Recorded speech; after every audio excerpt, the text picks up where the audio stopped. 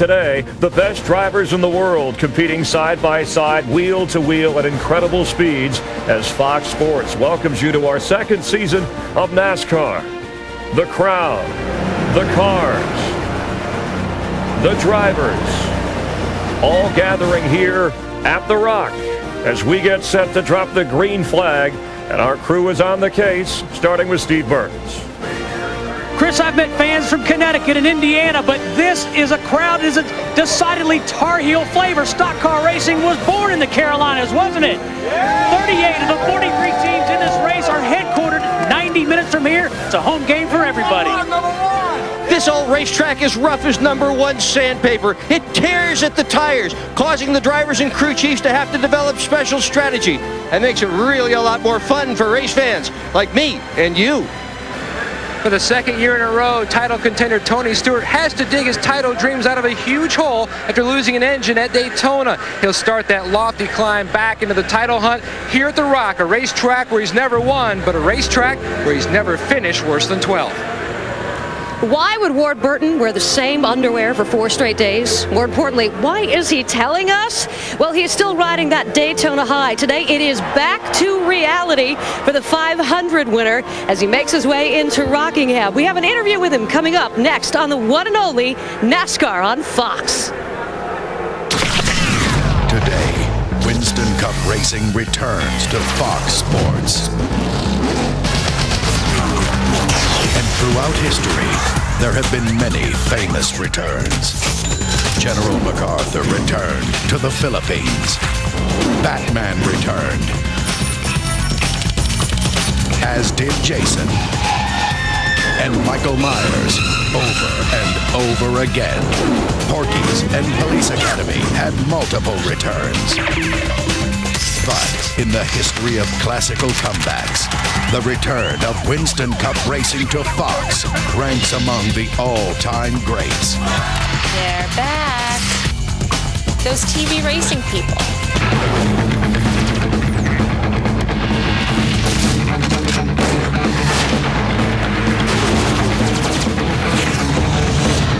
Now, NASCAR returns to Fox, faster and more furious than ever before.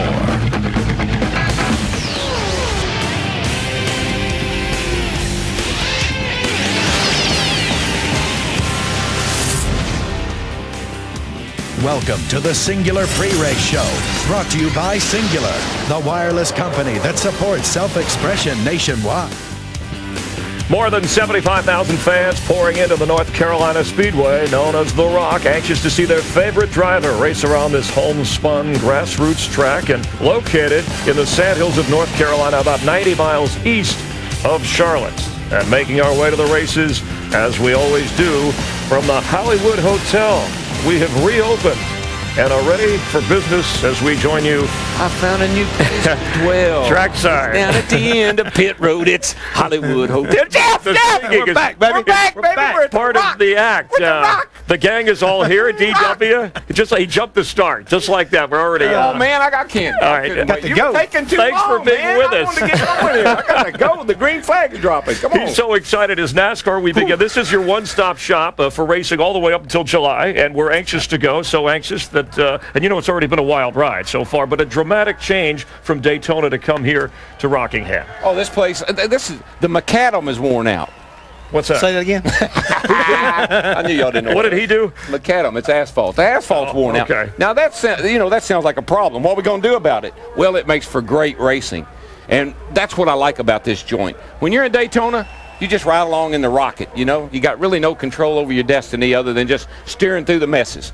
Here, the drivers are excited. They're glad to be here because they are controlling their destiny. Right. You can be the man today. Right, but as a crew chief, you've already lost control of your driver. I'm telling you right now, that's the hardest thing about this place right now. You've got to get them settled down and get them to where they can do their jobs. You've got to take care of your tires. got to take care of your cars. All right. Well, you got to have a good pit crew too. All right. Well, you saw Dick Berggren sitting on the track. On the macadam. Right. He was sitting on the macadam. The good news is that Ricky Craven is on the pole and is tied Ford. The bad news is the pole sitter here has won only one of the last 18 races at Rockingham. He will try and change that in today's Subway 400. Jeff Gordon, who usually does well here, not happy this weekend, starting 33rd and a little bit frustrated so far. As you see in the background, a cool, crisp, sunny day, ideal conditions for racing, and it's been a surreal start to the NASCAR season already. Kind of what kind of start? Yeah, surreal. Oh, surreal. It means it's serial start. It's kind of unbelievable. It reminded us of that old Rod Serling show. He makes it up. Remember? The signpost up ahead. Your next stop, not Daytona, it's the Sterling Zone. Picture, if you will, a driver, a race, a red flag, a foiled fender, entering a dimension like no other, an uncanny resemblance to the Twilight Zone. All right, stop the booing. All right, hey, where do you get this Sterling Marlin? Did he write that? No, I follow the rules here. We're in the Hollywood zone. What was Sterling? It's been the talk of the week. What was Sterling Marlin thinking at Daytona? Time out. All right. Now listen, the guy's pretty smart.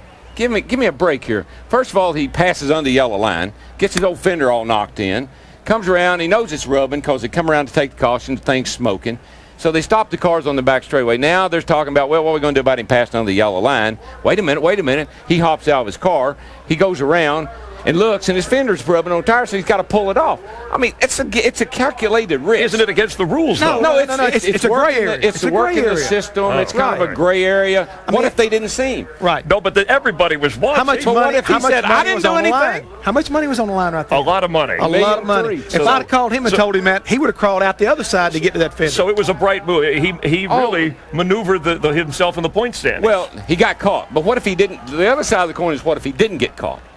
I mean, if he'd have got the fender pulled out and they said, okay, don't touch that anymore, get back in your car, he comes around and he doesn't have to pit, he wins the race. It's a part of what makes racing so much fun, and the benefit from that Sterling Marlin moment helped clear the path for Ward Burton to win the Daytona 500. Burton will start 18th today here at the Rock, one spot better than he started last week, and there he is celebrating Daytona. He won his first ever Winston Cup race here at the Rock, and he's standing by with our Steve Burns. Steve?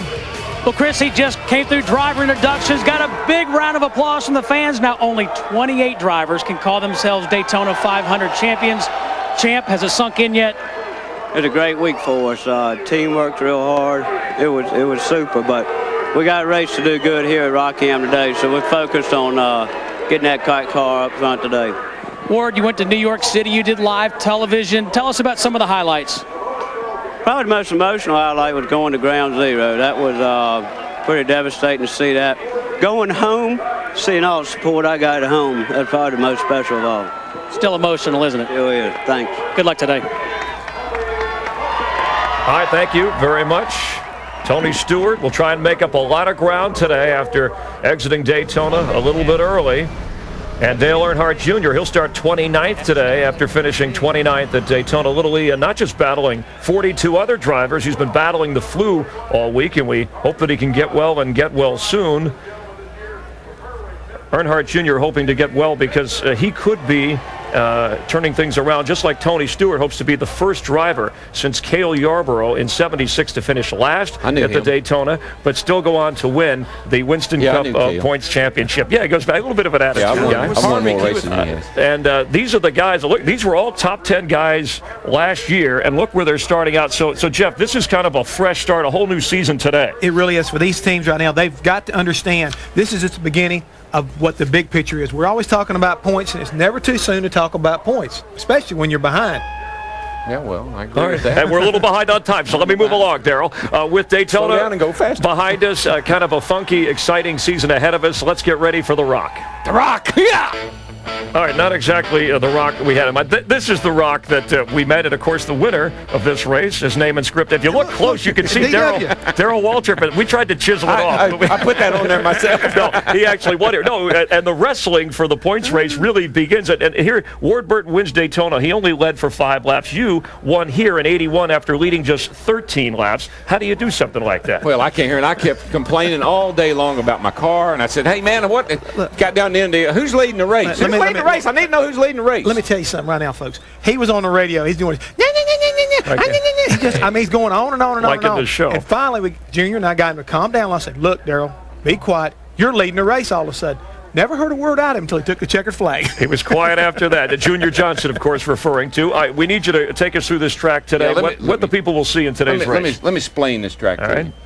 See, you're going down into turn 1 right here. Now, you got to get out of the throttle early. You get out way early here because if you drive in hard, you're going to slide up the track just like Junior did. Now, where you got to be careful is off of turn 2 right here. Back in the gas early in the middle of the corner, you come out there with a lot of speed. You're liable to hit that wall coming off the 2. You're coming down the back here, doing about 170. You start turkey walking up off of turn 4 here. Turkey walking? Yeah, turkey walking. You'll have to explain that later. Then if you don't turkey walk and you get in the wall back there, you start pogoing like this car is. Pogoing? That's pogoing. Well, these are all terms that we use every day down in the garage area. Now, I wanted to share it with my friends at home today. All right, you'll give me the glossary later.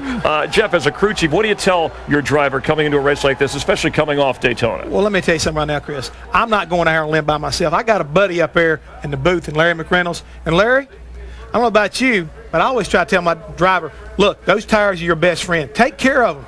You better believe it, Jeff. I mean, this place, it don't wear the tires out. It just loses grip. And trust me, with that sun up there, they practiced yesterday in cloudy conditions. A lot of head scratching going on this morning. What do? We know the cars are even going to slide more, so it's more on that driver's shoulder to take care of those tires at the beginning of a run. Yeah, I can hear Frankie Stoddard right now. He'll be talking to Jeff Burton saying, Jeff, float her down in the corner, baby. Back off. Float her down in that corner. Take care of those tires. It's such a key here. And, this race is known for long green runs, so we know they're going to have to be out there. They can go about 90 laps on fuel. Drivers will be screaming for tires about 30 laps. All right, time now for our singular wireless You Make the Call. Each week, our guys will try and pick the winner. We're going to keep tabs using the same system they do for Winston Cup points, unless we decide to change. Darrell, you go first. Well, I'm going to pick Bobby Labonte, but don't tell him because last year he said, quit picking me because every time you pick me, I blow up. Hey, so I'm not going to tell you. All right, Bobby Labonte for Darrell. Right group of guys, just wrong car. Tony Stewart's going to be the man. He's going to outrun Bobby Labonte. He's going to win the race today, get himself back up in the points. Joe Gibbs will be happy about all this. Exactly. I'm going to go with a driver. I didn't pick a lot last year, but he has 5 wins here. He tested here. He's been fast ever since he unloaded. I'm going to go with Rusty Wallace. All right, gentlemen, we'll keep an eye on this throughout, and each week you'll be able to see who the experts like. We have a lot more to come here from Rockingham and the Hollywood Hotels. We get closer to the race. We are just, 19 minutes away from waving the green flag. Any time for him to leave? Yes, Darrell's got to hustle. Good luck on your ride up to the booth, all right? Hopefully you'll make it safely. All right, thanks, Darrell. I'm out of here. I'm going to go check out my new ride, and I'll see you later. Okay.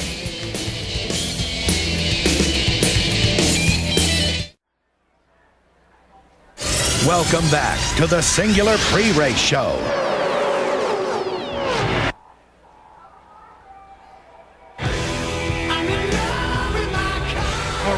All right, look at this hot rod, baby. Okay, I got me a new ride, baby. Got me a new ride. I'm ready to go racing again, on the road again.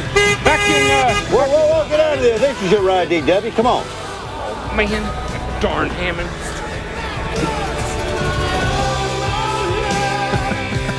What do you think, Jeff? I'm telling you right now, you can't teach that boy anything. It's a darn good thing I unhooked the battery. Yeah, that's right. And the Ford cutout car, Jeff will be using throughout the broadcast. By the way, the new engine rule is in effect for the first time really in this race. And will it have any real effect on what the racing fans see today? I really don't think so today, Chris. I really believe that most of the guys I talk to, they believe this is just another walk in the park for them. Business as usual here today at Rockingham. 400-miler, that's the reason why. All right, we want to know what you think. Log on to foxsports.com, powered by Lycos on the internet, and cast your vote. Let us know, do you like the one-engine rule, yes or no? And Jeff and I will get to the results from the Hollywood Hotel later in the broadcast. Time now. Okay, I guess we're going to go out to Steve Burns real quick. All right, let's get down to the track, and Steve Burns is standing by. Steve? Thanks, Chris. We'll hear about springs and shocks today, but our pole sitter Ricky Craven has a secret weapon. It's a rock. It's a rock. I guess the cat's out of the bag. I'm a little superstitious, at least when it comes to my little girl Riley. She gave me some good luck charms before Martinsville, and we all know how that turned out. And she came back from a field trip on Thursday and gave me this purple rock for the rock, and so far so good. So we're not going to go against it. All right, it's taped to the dashboard, Matt Yoakum. Steve, 1 year ago, Tony Stewart climbed from 36 in points at the Daytona 500 to second at season's end. Smoke 43rd. Back in a similar situation, it probably doesn't give you any more confidence, but it certainly if you won the championship, certainly make it more meaningful. It takes the pressure off, that's for sure. We got the slowest start you could get to the year without missing the show, I guess. But stuff like that's going to happen, and you hate for it to happen after the kind of week that we had going to Daytona. But Zippy and all these guys in this Home Depot team, I mean, they haven't let it get to them last week. I didn't let it get to me, and I'm pumped up about today. I tell you what, I'm really proud of our store associates from Home Depot that have been at the Olympics. Derek Parra, Tristan Gale, and Daniel Goyette for winning gold in Salt Lake. It's we're pretty proud of those guys and what they're doing. So we'll see if we can try to get us a goal today. Stewart starts 19th today, Dick. Jeff Gordon, on the other hand, starts 33rd. That's the furthest back he has ever started here at Rockingham. How about it? Can you get through this field with the car whole? Thanks for telling me that. I didn't realize that. Absolutely, you guys did a great job yesterday getting the car ready for the race, and I'm really excited. I think we've got a great car. This is kind of a redemption for us. This place really bit us the last time we were here, and we qualified up front then. So coming from this far back, we just got to keep our nose clean and have some great teamwork and pit stops all day. All right, good luck. To Jeannie Zelasco. In his 18-year Cup career, Rusty Wallace has figured out what the Rock is cooking. 5 victories here, the most of any active drivers. The secret to your success? Good handling race cars and pit stops. That's the key thing. And it's going to be the same thing here today. The track's wore out, the tires are good, but the air pressures are low and the motors are strong. And so you got to make sure you get a good handling setup to make these cars stick to the track good. Now he's ready to go. The 2 car starting from the 8th position.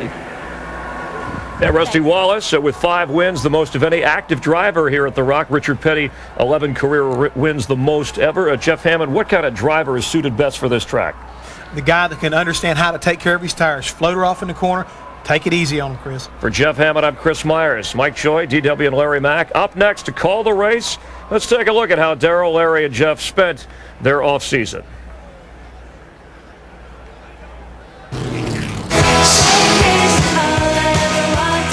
Thing's too tight. You got to roll it down in the corner, stay off the brake pedal. You don't want to build the front air pressure up, but you got to get back in that throttle and come up off the corner.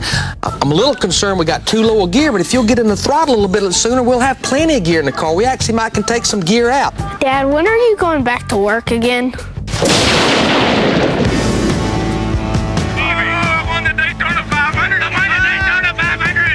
Is this Daytona in it? Come on, let's watch it again. Wait a minute, let me rewind. Mom, when is Dad going back to work? Soon, I hope.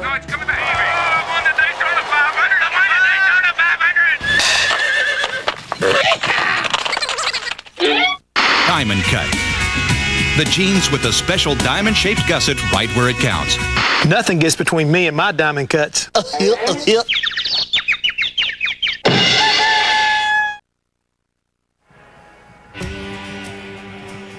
Welcome to North Carolina Speedway at Rockingham, as NASCAR on Fox is back. Today, round 2 in the 2000 chase for the Winston Cup. Earlier this morning, 7:30 a.m., teams hard at work. Tightening bolts, taking measurements, checking their notes, seeing who's been naughty and who will be nice today. We are set to go for 400 miles in the Subway 400.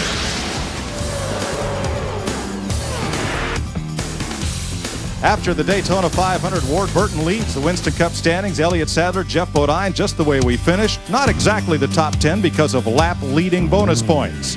Today, starting on the front row from Maine, Ricky Craven. And alongside, Kenny Schrader from Missouri. Let's go trackside for today's opening ceremonies. Ladies and gentlemen, please rise and kindly remove your hats as the University of North Carolina, Charlotte, ROTC, presents today's colors.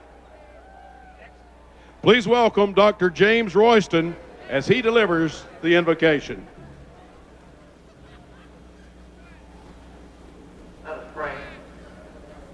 Almighty God, creator of life, sustainer of life, we ask your blessings on us today.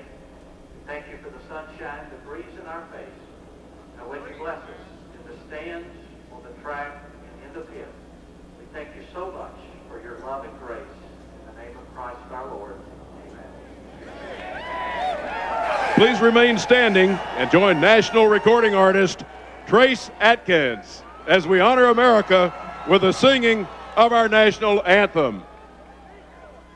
Oh, say, can you see by the dawn's early light what so proudly we hailed at the twilight's last gleaming, whose broad stripes and bright stars through the perilous fight o'er the ramparts we watched were so gallantly streaming,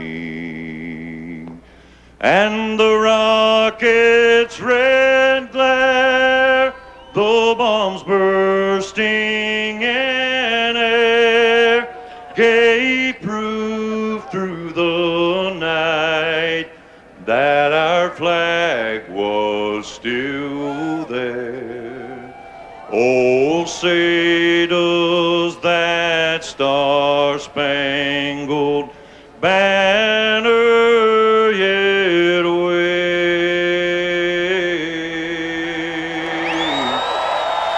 o'er the land of the free and the home of the brave.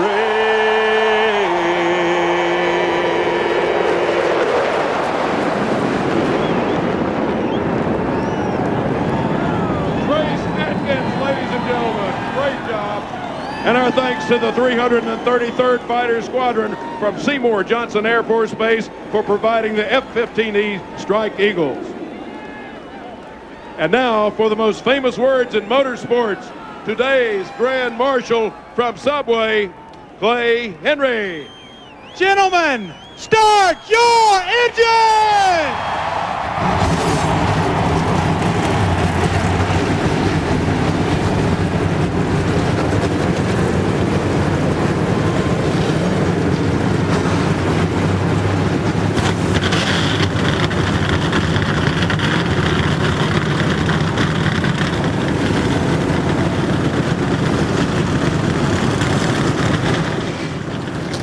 Ready to race at the Rock, race number 2 in 2002, and most importantly, the first race without the Daytona Talladega rules package of spoilers and restrictor plates. The meat of the season starts here. Hi everyone, I'm Mike Joy alongside Larry McReynolds and Darrell Waltrip. And Larry, the biggest variable today may well be the weather. Oh, what a crew chief's nightmare. You wake up this morning, you look up there, oh no, not the sun. It was cloudy yesterday. All of that practice yesterday, cloudy, cool condition. Now the sun's out. This racetrack has no grip anyhow. When that sun's out, whatever end of your race car was sliding yesterday, it's going to slide more today. A lot of adjustments made in the garage area this morning. A great thing about watching a race at Rockingham is when the handling goes away, we can see it, you folks can see it. Darrell, when that happens, how do you carry that car to the next pit stop? Well, the first thing you do is start whining. you start crying on that radio to that crew chief. Hey, man, how much longer before we pit? Then the other thing that the crew chief has to do is, okay, you're running this lap speed, the leader's running this lap speed, calm down, run your race, we'll fix it when you get in. I can't tell you how important it is to always encourage that driver. You're doing a good job, your lap times are as good as anybody's. When you do that, that kind of takes away some of that worry about how badly the car's handling, and you figure, well, mine is no worse than anybody else's. This will be a fun race to watch. Let's go trackside. And Matt Yoko. Mike, Rockingham marks the first race under NASCAR's new one engine per weekend rule.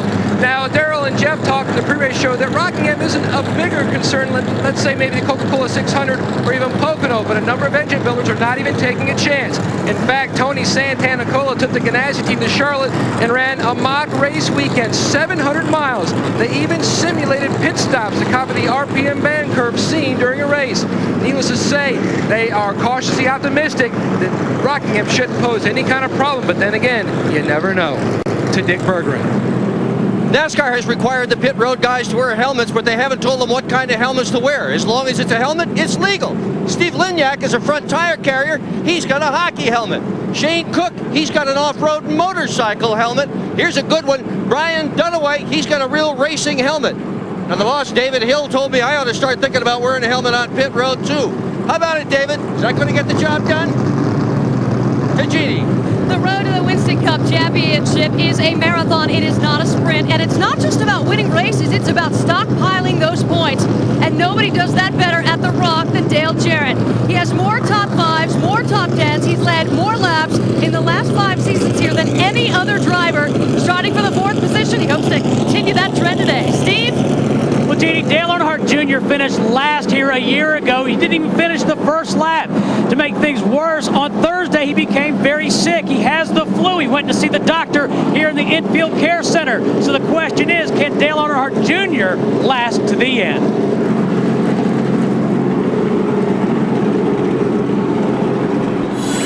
The Bud Pole Award is presented at every NASCAR Winston Cup race, and today Ricky Craven is the award winner. That'll put him in the Bud Shootout of 2003, along with Jimmy Johnson, who won the pole for last Sunday's Daytona 500. So let's have a look at the Walmart starting grid for today's race. There's Craven and Kenny Schrader, who will share the front row today, a Ford and a Pontiac. Johnny Benson, Schrader's teammate, and Dale Jarrett in a Ford. And as you look down through the starting grid, you'll find Darrell's pick back there. Oh, Bobby Labonte, I'd keep an eye on him. Kurt Busch, he qualified 7th. Unfortunate situation for those guys. Again, we talk about the one-engine rule.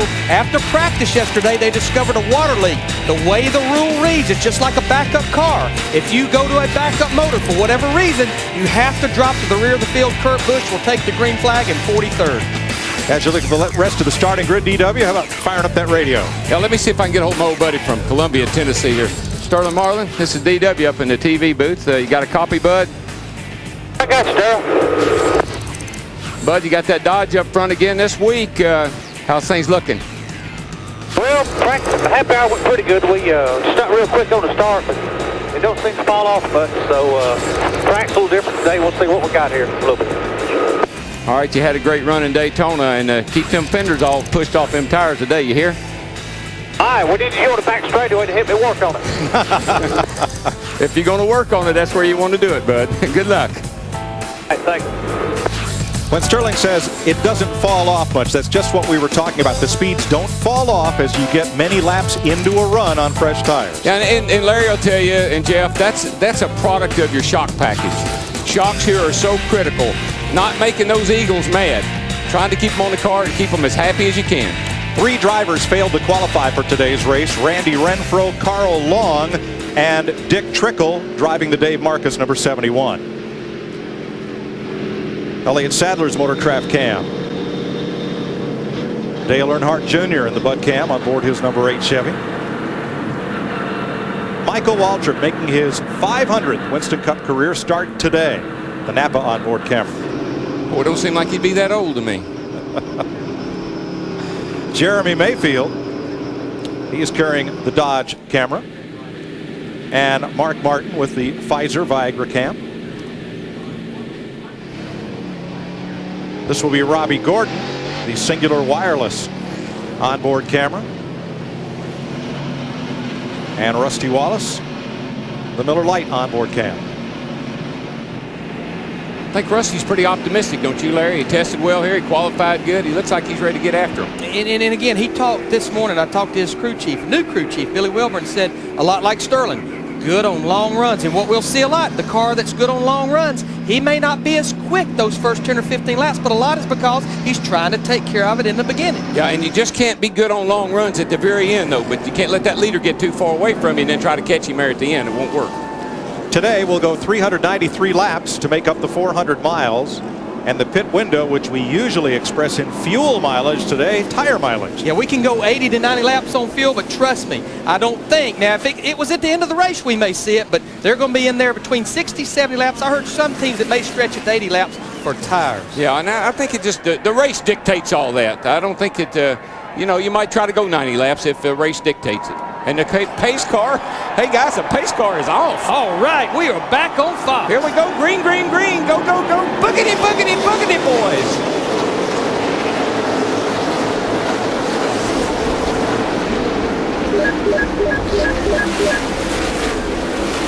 Craven leads off to Schrader, just in qualified order. Benson, Jarrett with a challenge inside Jerry Nadeau. See these guys move up the top of the racetrack. They'll move up there in a hurry. That's what I love about Rockingham. It's not about all around the bottom. You can race up against the wall. You can race in the middle of the racetrack. All kinds of racing grooves. You'll see the cars on new tires run low. As the tires go away, they'll just start run right up next to that outside wall and actually getting a little rock on the side of it. A year ago at this race, we started the silent lap 3 to honor Dale Earnhardt. Today we'll do that a final time, a silent third lap in honor of a great hero.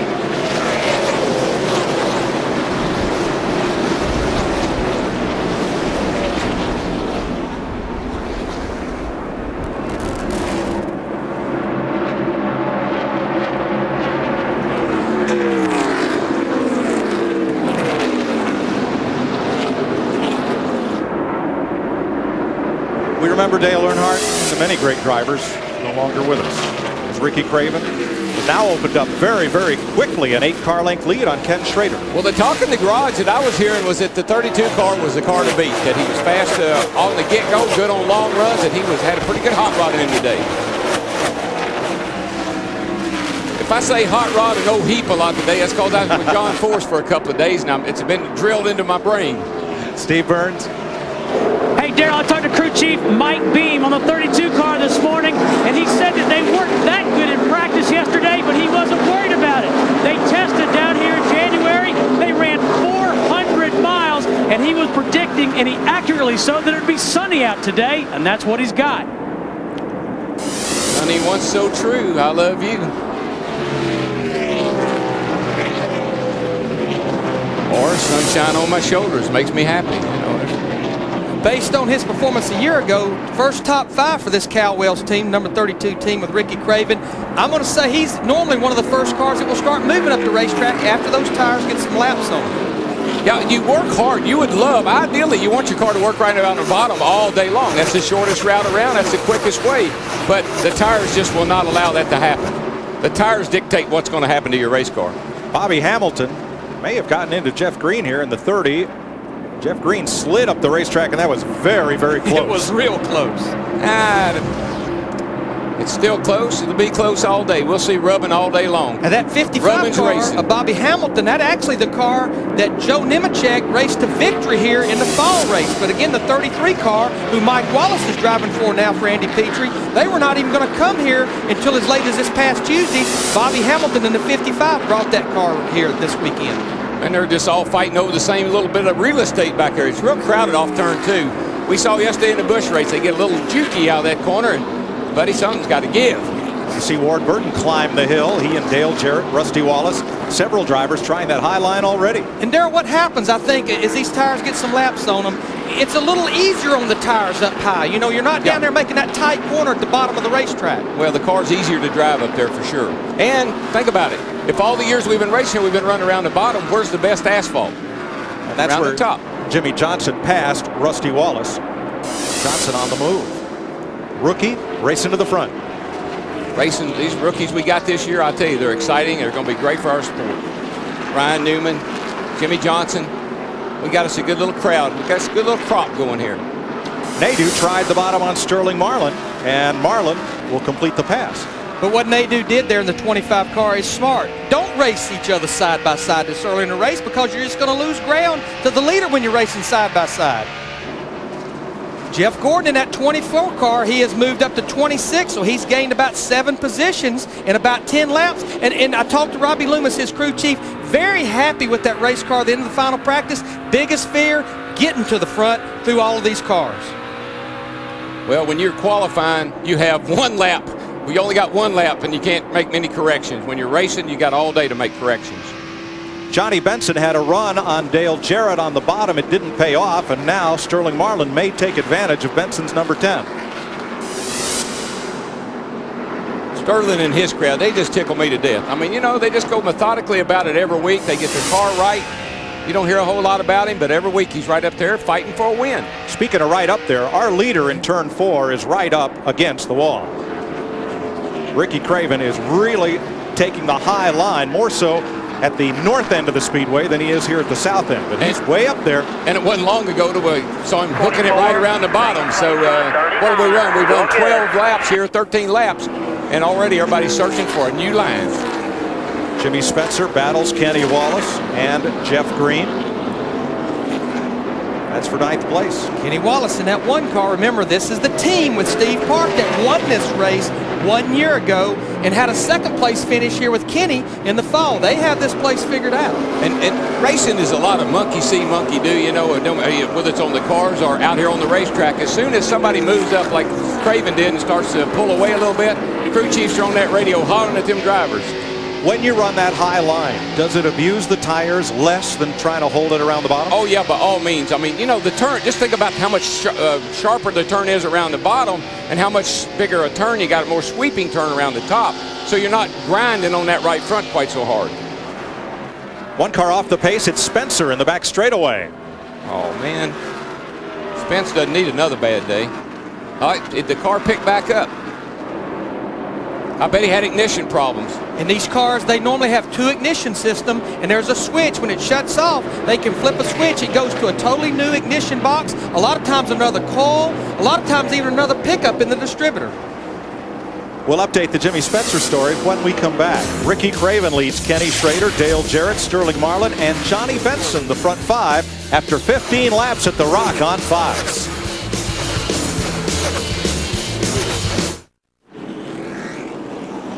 Welcome back to the Subway 400 at Rockingham on Fox. We're under the first caution of the day. Joe Nemechek spun up in turn 2.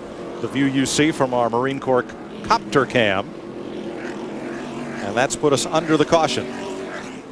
It was a single car spin. Didn't appear to be anybody near him. Yeah, he just bumped he knocked the back left rear corner up in there just a teeny bit, but nothing serious. I think he can continue on.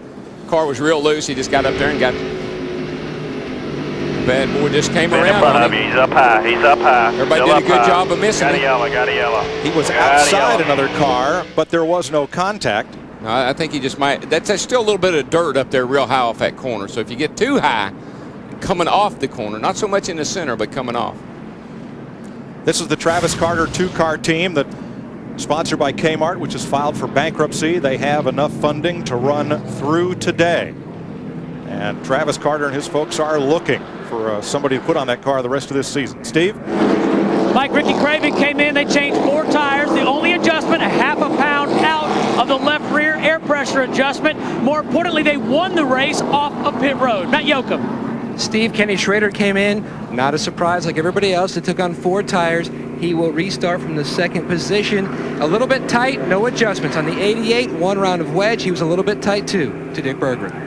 Johnny Benson had a good stop, 14.9. Not particularly pleased with his car. He said it's oscillating a little bit. They adjusted the weight distribution on the car and put 4 tires on it. To Jeannie. Well, the 41 car of Jimmy Spencer just happy they were the cause for the caution. That problem with the ignition box, guys, it just went out on him. So he switched boxes. Hadn't run enough laps really to adjust anything on the car. He was happy outside of the ignition problem. So they gave him 4 fresh tires and fuel. Now, here's where I miss Dave Marcus, who retired after the Daytona 500. On this caution, Dave would have stayed on the track, not pitted with every single other car, would have stayed out to lead a lap before he pitted and picked up the 5 bonus points. Why wouldn't one of those drivers in the back do that? I don't know. I think that's a pretty good plan myself, except that, you know, this pit road is so long, and if you're not pitted on the other side of the start-finish line, that has an effect on everything as well. So I'm not real sure. I can't answer that question. It starts over in turn 4, all the way down the front stretch, all the way through 1 and 2. You come off pit road. Yeah, the best way to put it, there was 172 tires changed during that caution. All 43 cars changed forward. We're going back to green. I'd have had you change my spare if I'd have had Big loser on that round of stops, rookie Jimmy Johnson was running 7th at the time of the caution. He is now 26th. And that tells me, you know, that either something happened to his crew or they made some sort of major adjustment. Rubber in a spring, rubber out of a spring, something to that effect. Clean restart at lap 23. Yeah, you know, no lap cars. Everybody gets into the start of the single file, so it's going to take a lap or two to get them bunched back up. Joe Nemechek has returned to the track despite that damage to the rear. Yeah, they took a sledgehammer and adjusted on it. And he's actually still on the lead lap. All 43 cars are still on the lead lap.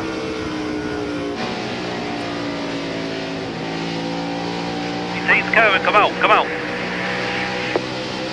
Clear low.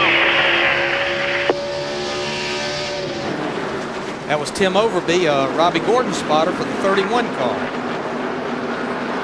Bobby Hamilton kicked upstairs there. Oh, there's your shot, DW. Yeah, there's man. that aerial view. I love that shot right there. That tells you everything. If there's contact, there's a like car there? smoking. Speaking of contact, Cars. That's Mikey. That's Mikey. Did somebody get into him? The 15 car, Michael Waltrip. But I believe he has a left front fender rubbing him Yeah, and Bobby Labonte. And the 18 got together. Damn 18 run up in front of me and I hit him. Put left sides on it, pull the damage out. Outside. I thought Michael was pretty calm considering what happened. He'll have to pit under green. Watch it. Well, here's his fender all banged in on Michael's car. Let's see who moved Yeah, up. right. See who moved up in front of Michael. There they go down into turn 3. This happened down the middle of 3 and 4. Yikes, I don't know, buddy.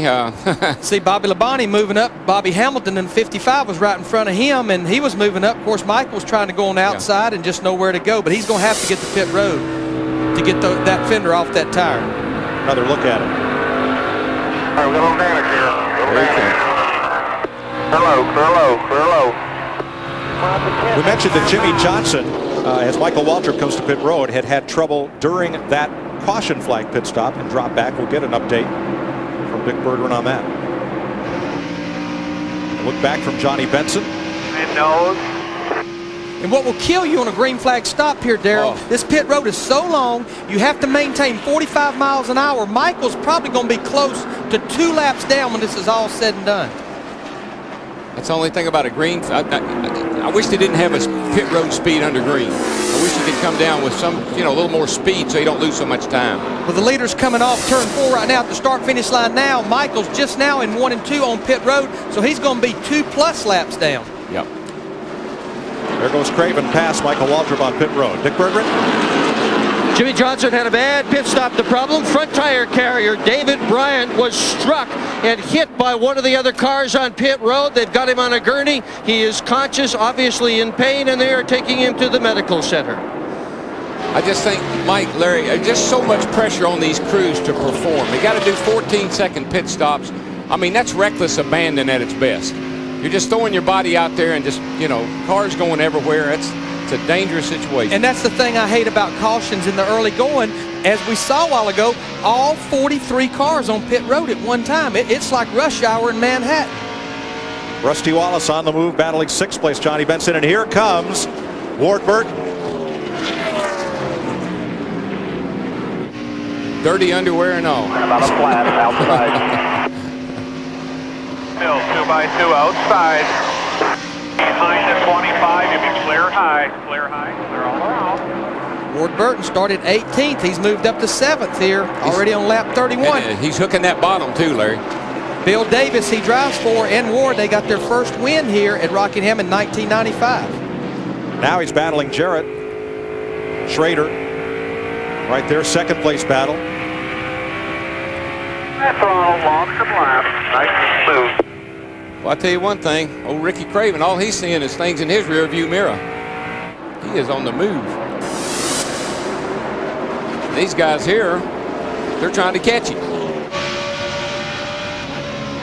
Sound like they're turning a lot of RPM, Larry. You hear those motors? Man, those things are singing. Well, the thing here is when you're on fresher tires, you will turn more RPMs because your lap times are quicker. But the front stretch is so much longer than the back stretch, you'll turn about 200 or 300 more RPMs on the front stretch. So the real RPM concern comes on the front stretch 1 time a lap with fresh tires. I guarantee you, Rusty's singing his. That's 9,000 if I ever heard it.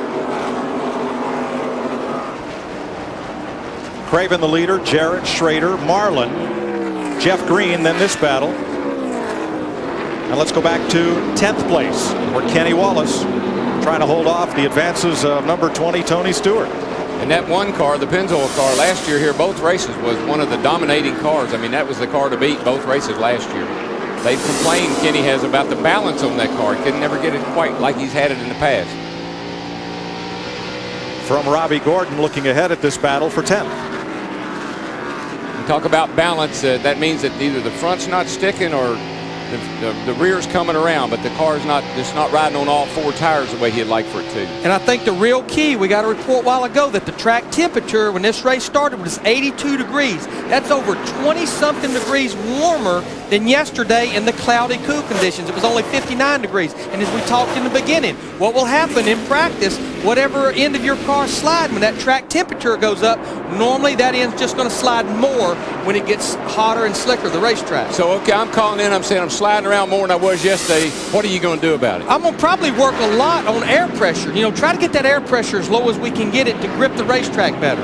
One of those drivers who is slipping back, Johnny Benson, number 10, who started 3rd and is now back at 13th. Dick? He's got real problems, Mike. He has called into his crew and told them that he has a potential flat left rear, said the car just isn't driving right. It is all over the place. He had been a hopeful to win today. Right now, Benson needs a caution to come in and fix that thing. His car looks awful loose. I noticed on the first lap, he went into turn 3, the back end whipped out on the thing. So he's been loose from the get-go. Well, and if you have a flat left rear tire, because the air pressure's down in it, it's like opening up the rear spring split, and that will make that race car loose. Well, he's definitely got a loose condition. And what he's hoping to do, he wants a caution flag. He don't want to come to pit road like Michael Waltrip had to and lose 2 laps. He's wanting that caution flag to come out.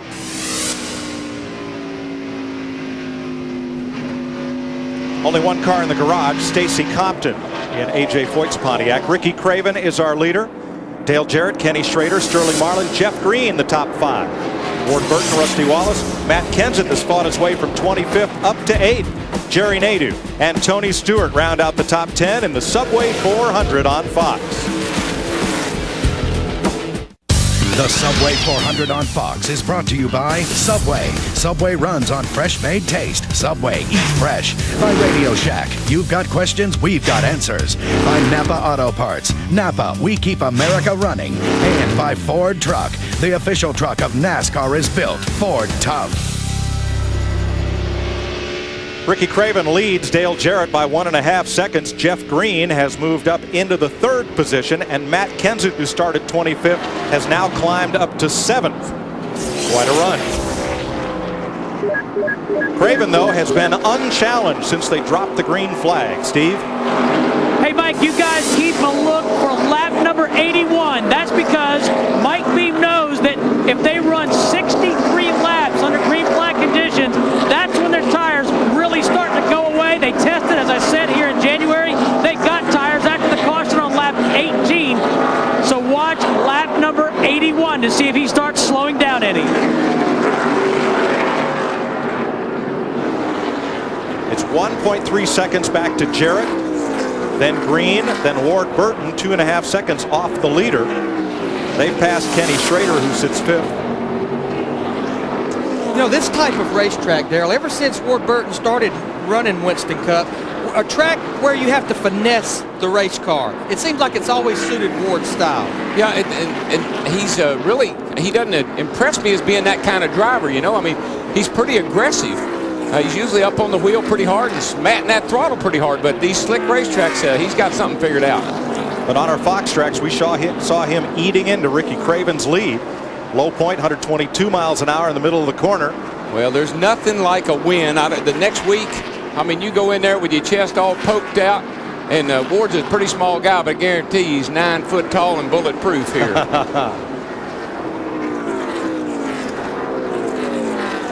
You know, seeing these cars run right up next to that wall always reminds me of Richard Petty. Richard would ride up next to that wall. I'd always say, Richard, why you ride so close to that wall? He said, well, if something happens, I don't have support to go to hit it. Well, that made a lot of sense to me. I thought about it a while and I said, but don't you hit it more? Don't you hit it more often? Now, Jeff Green, who is one of those cars on the move, you see his speeds relative to Ward. And he has been on the move. He started back in 15th. Now, again, I think this could be product of running the Busch Grand National race yesterday. He dominated the first part of that race. They made a slight adjustment. I talked to Todd Berry, his crew chief, this morning. He said, Larry, we made one slight adjustment on that race car and jumped the fence. I have to believe they learned from yesterday, and I believe Jeannie Zelasco can add more. Yeah, they're keeping that adjustment top secret because right now he's one of the fastest cars out on the track right now. His crew chief Todd Berry reminding him of that.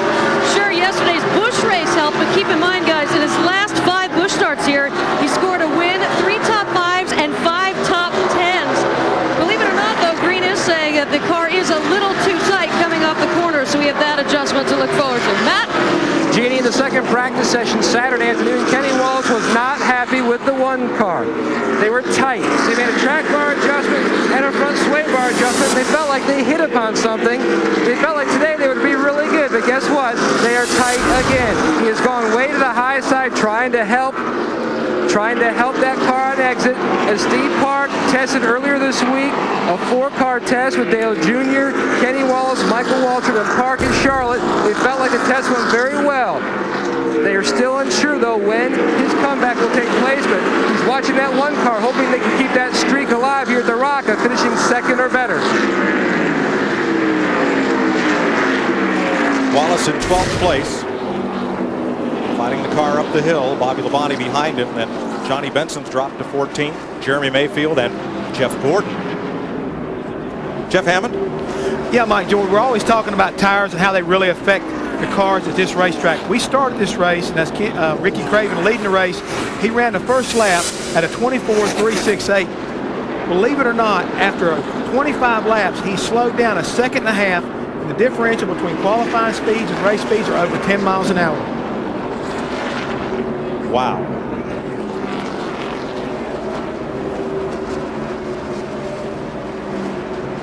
Well, this long run of Green lapping has begun, and there may be a problem with Jeremy Mayfield, Dick. Yeah, maybe a little deja vu, Mike. Remember back in the fall of year 2000, Mayfield led 169 laps before his engine started to miss. His engine started to miss again today. Mayfield, engine trouble. See, that's a thing that you got to worry about on this one engine rule is most of the teams changed valve springs yesterday afternoon after the last practice, and that's something, if there's going to be a problem with these engines, it'll be in the valve train. Rocker arm, valve spring, something to that effect. All right, you see that we're looking at Jeremy Mayfield's now. We're looking at the miles per hour, looking at the tach right there.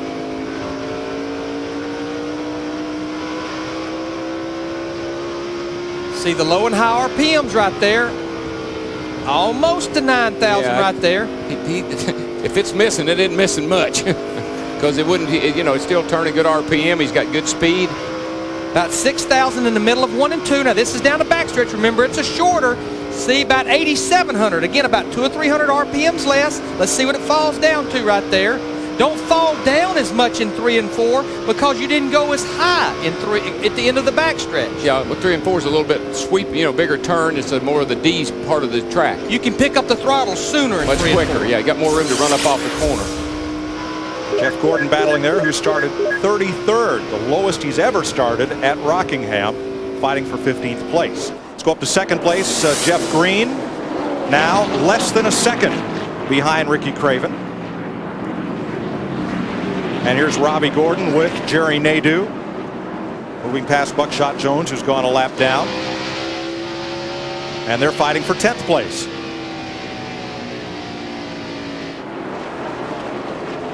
Up front, Craven's lead is disappearing. It is now down to 0.8 seconds. There's Green, the AOL car, and he's got a mirror full of Ward Burton. He sure does. That cat car is looking mighty racy today, guys. It looks like they got the good long run setup up under it. He's coming forward all the time. Now, if Green's smart, he'll move over and let Ward go. Ward has chased him down. He's caught him. This isn't any time to be racing somebody. Follow him. See if he can learn something. If he caught you, there's a reason. That's exactly He's right. much faster than you are. And all you do is, you get aggravated. The guy behind gets aggravated because the guy won't move over. You don't have a lot of options here. Even though the track's big, you don't have a lot of options for passing So he needs to let Ward go and then follow him. And they'll both catch Ricky Craven. Passing Ward's teammate, Hud Strickland. And let's have a look at the relative speeds of Jeff Green and Ward Burton. Like down to about 115, 116 miles an hour in the middle of 1 and 2. This is coming down the backstretch. Green just a little bit quicker into the backstretch.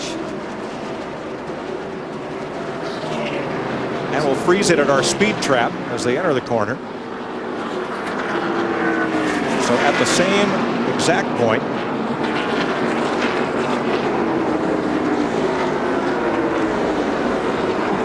Jeff Green's miles per hour a lot lower than 1 and 2 as he came up on the 4 car of Mike Skinner. Right there, you see it right there. This is at the end of the backstretch. Jeff Green about 2 miles an hour faster than Ward Burton going into turn 3. And as and even though you're faster going into that corner, that may not be a plus. You can drive in the corner so hard that you lose time, actually. Jeff Gordon, who had a good last practice yesterday, moving past Johnny Benson. That's for 14. He had a great last practice. He had a terrible first practice. The car looked terrible. He went up and hit the wall. But I talked to Robbie Loomis. They tested here. And he said, Larry, he said, we tried to go back to our testing notes. He said this racetrack was so different. They tried to go back to the notes from a year ago with this same tire that Goodyear has here. He said, Larry, the car was just way too loose. We had to completely adjust that setup. Wow. And Rusty Wallace told me the same thing. He came here and tested, and when he showed up, his car was so loose he couldn't drive it. And I stand corrected. Jeff Gordon himself did not test here, but the car he partially owns, Jimmy Johnson, the 48 car, tested his setup from a year ago and was very happy with that package. That's the best test you can have when somebody else does it for you. Ricky Craven at 66 laps, our leader by 1.1 seconds now. It's stabilized over Jeff Green. Ward Burton is third and Dale Jarrett fourth in the Subway 400 on Fox. Welcome back live, the Subway 400 at the Rock in Rockingham, North Carolina. Ricky Craven on the pole, and he has led all the way. We've had one caution. The winner of the race back in November, Joe Nemechek, with a spin out on lap 18. Another full weekend of racing across the Fox networks when we hit Las Vegas. Saturday, the Busch Series. Another Winston Cup practice, the happy hour, that's on FX. And on Sunday, NASCAR this morning on Fox Sports Net. The Chrysler 400, that's 3 o'clock Eastern. Note the start time, noon Pacific on Fox and NASCAR Victory Lane to wrap everything up for you. And that, of course, on Fox Sports Net with Jeff Hammond, Chris Myers in the Hollywood Hotel. Other than the guys on the lead pack, what's catching your eye, Jeff? Well, the fact that Dale Earnhardt Jr. is still struggling, already a lap down, as well as Kevin Harvick. I really expected him to come in here and run well, but he struggled all day and has already found himself a lap down. And Dale Jarrett running fourth has had 12 straight top 10 finishes here in Rockingham. Let's get back up to Mike, Darrell, and Larry. Several drivers we expected to be contenders not having the best day. Mark Martin among them. Mark started back in 17th position, and he's fallen all the way back to 30th. He's already a lap down. And like Jeff Hammond mentioned, Dale Earnhardt Jr. sick this morning, not feeling good, car not driving good, and he's about 1.5 to 2 seconds actually from going a lap down. Boys, there's something bad wrong when Mark Martin is not a factor at Rockingham. There's something upside down in that whole deal right there. There's Jarrett, the fourth place car, going past Mark, who's just riding around the bottom of the racetrack. He's just out there, that's all. And that's just not Mark Martin. There's something, you know, I know he can't be very happy. And there's the second place battle, Jeff Green. This has been a battle for a while. Yes. Let's update you on Jimmy Johnson's pit crew member who was injured on that stop. David Bryant, the front tire carrier, has been taken to the hospital in Rockingham to x-ray his right leg, which was injured in that pit stop. Jimmy Spencer in the 41 car, he's on pit road. Looks like probably a routine stop. It's been about 60 laps since these cars were on pit road. This is about 10 short of what we thought a lot of them would run. But Darrell, the deal here, once those leaders start coming to pit road, you can't be far behind them, because if you do, you're going to be giving up 2 to 3 seconds a lap when you're looking at fresh tires versus 70 or 80 lap tires. You're going to accomplish two things when you come in and get tires. You're going to shut that driver up, and you're going to make that car happy for a little while. If I was going to shut my driver up, I'd just come every 10 laps. Or turn the radio off. Let's listen to what we picked up on Ward Burton's radio a few minutes ago. Take it easy Easy on the right front, buddy. We got a long day here. Easy on the tires. Doing a good job, little buddy. Everything's A-okay, man.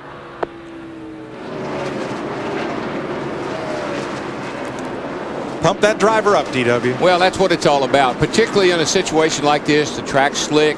It's hot out there this afternoon, believe it or not, and that has an effect. These guys haven't had, you know, they went to Daytona, it was cool. That's easy racing. This is a day's work right here. This is a man's job right here. Back when this was a 500-mile race, in 1973, David Pearson led 491 of the 492 laps, but he still had to hold off Cale Yarborough at the flag to win it.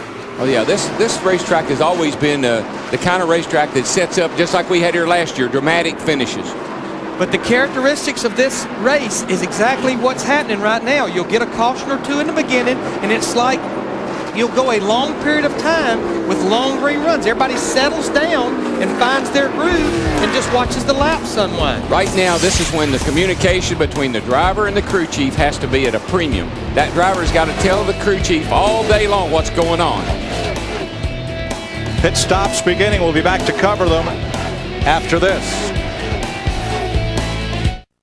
The Subway 400 on Fox is brought to you by Subway. Subway runs on fresh-made taste. Subway, eat fresh.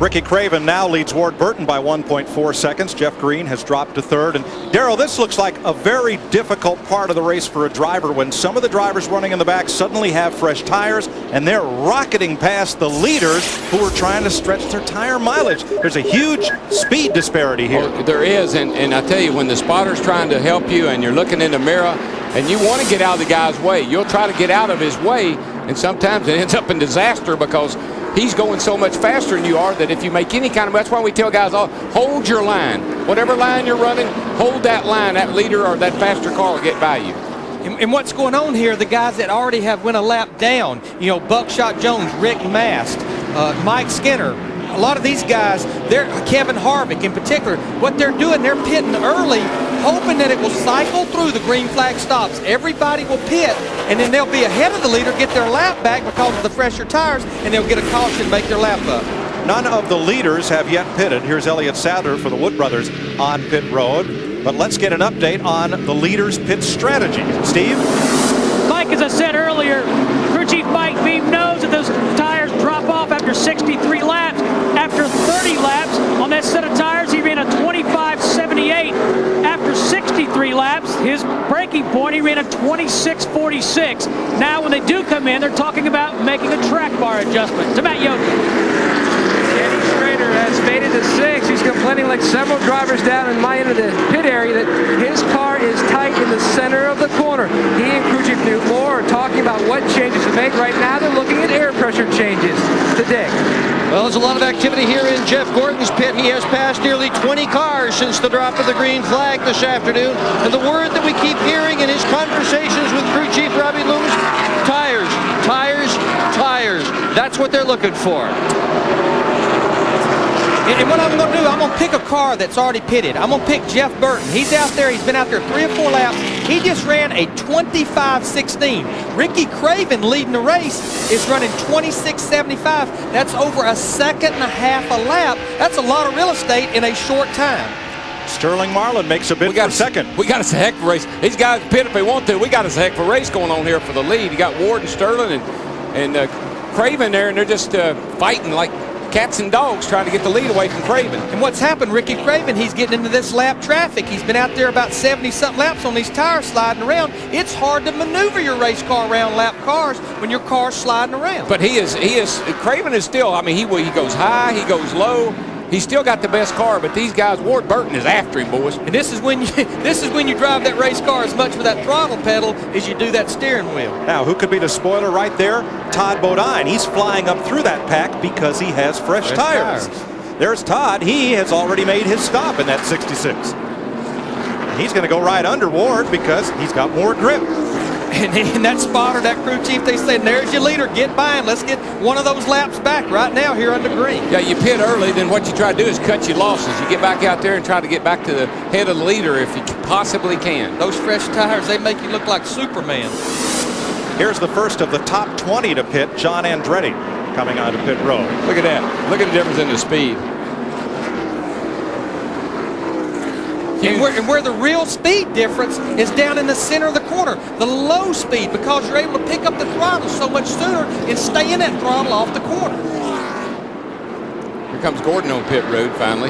14th place. He climbed from 33rd to 14th. Let's go to Jeff's pit. Gordon is in his pit area right now. This is the same crew you watched do such a good job last year, with a single exception of the jack man. Jeff Cook is the new jack man. Chris Anderson, who had been jacking this car, has moved to Jimmy Johnson's team. These guys are very experienced together, very smooth, and they've just pulled off another nice pit stop.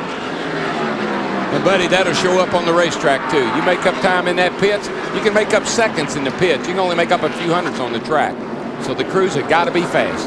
Now that Gordon has stopped, will these other lead teams be watching Jeff Gordon's stopwatch and see how much they're losing to him on worn tires? Well, I think what they'll do, since he was working his way forward, he was still way back. What really is the key is those top 5 or 6 cars, Craven, Burton, Marlin, Jarrett, Jeff Green. They're the ones everybody's watching. When one of those cars come to pit road, the rest of them will start to follow. You don't get that worried about someone that's back in the field a little bit. Comes Rusty down pit road. He's just now diving on. Rusty Wallace gives up 9th place to make his pit stop. One down everywhere but the right rear. Start finish line.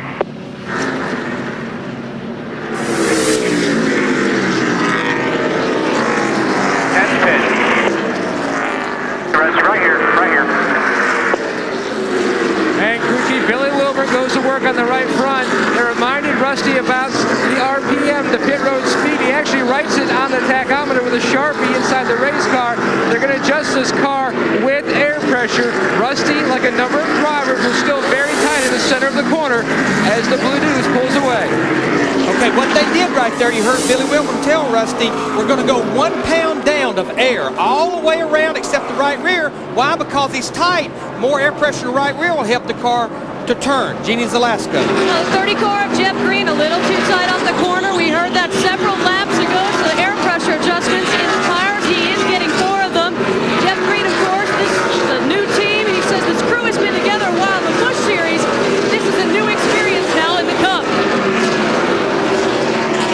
Robbie Gordon's in, as is Dave Blaney, the yellow car. And there's Gordon's crew. No relation to Jeff Gordon. Oh yeah, they're kin. We have to point that out once a season. They're kin. No, they got to be as close as they get. They're really close.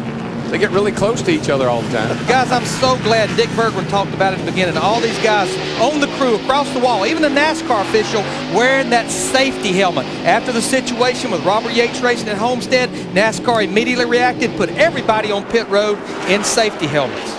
Matt Kenseth's crew at the ready. Ken Schrader is on pit road. So is Michael Waltrip, who's 2 laps down. And watch as Schrader goes around.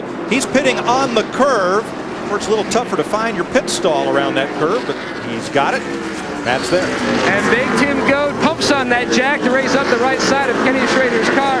They made an air pressure adjustment in the right front. He was very tight in the center of the corner as Goad comes around to the left side. With the Lux on, Kenny Schrader trying to end a long winless streak. 340 starts since he won at Dover. Tim Goad, the jack man on that car, former NFL lineman, says nothing gave him the adrenaline push of football till he picked up one of these jacks, got out on pit road. Hey Larry, Mike, these guys wearing these helmets reminds me of me and Hammond. One time we were running so bad we came down pit road, they all had bags over their heads. Tony Stewart in the 20 car, he comes to pit road to the attention of Greg Cimpadelli and that crew. Stewart was 7th. Matt Kenseth, who was 6th, is also in. Dick Berggren. Kenseth is going to take 4 tires, as has everybody else. He's fortunate in that Robbie Gordon is out of his way, and so is the 15 of Michael Waltrip, so he had a clean pit. What they are worried about here, lug studs. Yesterday on the Busch car, they snapped 2 of them. To Matt, to Steve. Well, Dick, Tony Stewart said he wants more forward bite on that Pontiac. Mike Lingerfeld on the front tires, Randy Cox on the rear. Make a chassis adjustment to the right rear to correct that forward bite. Let's go to Matt. And Dale Jarrett's already in for service. Mike Trower already around on the left side, making an air pressure adjustment adjustment on the 88 car of Jarrett. He was loose up off the corner to Steve Burns. Matt, Ricky Craven's going to make his stop. He stopped on lap 18. They're talking about making a track bar adjustment on that 32. That's what Mike Beam wants to do. Car is up in the air. Jim Carbon on the front tires. Darrell Lockyer on the rear. There's the track bar adjustment on the 32. They come to the left side. Eric Wilson is the jack man. Chris Williams is the gas man. Left side tires on. Good stop for Ricky Craven. Let's go to Matt. Steve, a wedge adjustment on the one car of Kenny Wallace. Remember we told you earlier that he was fighting a tight condition as Kelly Kellis gets the lugs on the left front. So Steve. Daytona 500 champion Ward Burton in, Matt. Right side tires are on. Now they go to the left side. Haven't seen any chassis adjustment to that number 22 Dodge. 4 tires on and Ward's back on the racetrack. The last lap by, Ward Burton in turn 2 almost went to Hamlin. Oh, no, he came to the pits that time. He's going to wear, I believe he'll wear the right side sidewalls out on his tires before he wears the tread off of them. Here's Bobby Labonte getting 4 tires and fuel. You know, last year here, Craven had a great car, and he never, his pit crew was not up to speed last year. And I tell you, that wasn't all that an impressive stop. I didn't think 17 seconds, Larry. Sterling Marlin in the 40 car, he gets his 4 tires, as well as Ricky Rudd in the 28 car. He came to pit road. And Marlin has now led the race. And that's 5 points. 1 lap is 5 points. Ricky Rudd's crew. And you have to be aware of that. You got to think about that. How can I get that bonus? How can I get that 5 points? That's easy to do a lot of times. But it's so tough here under green to stay out there saying, have I led yet? Have I led a lap yet? And there's the man right now that's on top, Jeff Green in that 30 car. But remember, he was one of the first cars to come to pit road of the lead group. He got advantage of those fresh tires 4 or 5 laps before Ricky Craven and Ward Burton. Well, and I tell you, it showed they had a great stop. And it shows up on the racetrack. Once it all cycles out, you can see who had the best in and out and who had the best pit stop. 29 cars on the lead lap, only 1 caution flag so far, and Jeff Green has assumed the lead in the Subway 400 on Fox.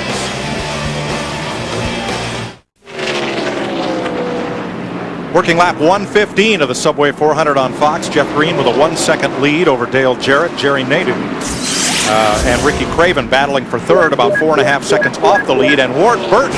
Woo, Ward has walloped the wall. Tell you, pancaked it. I think that's one of your favorite yes, words. Yes, it is. Pancake that bad boy. Ouch. Hate to see it, but yeah.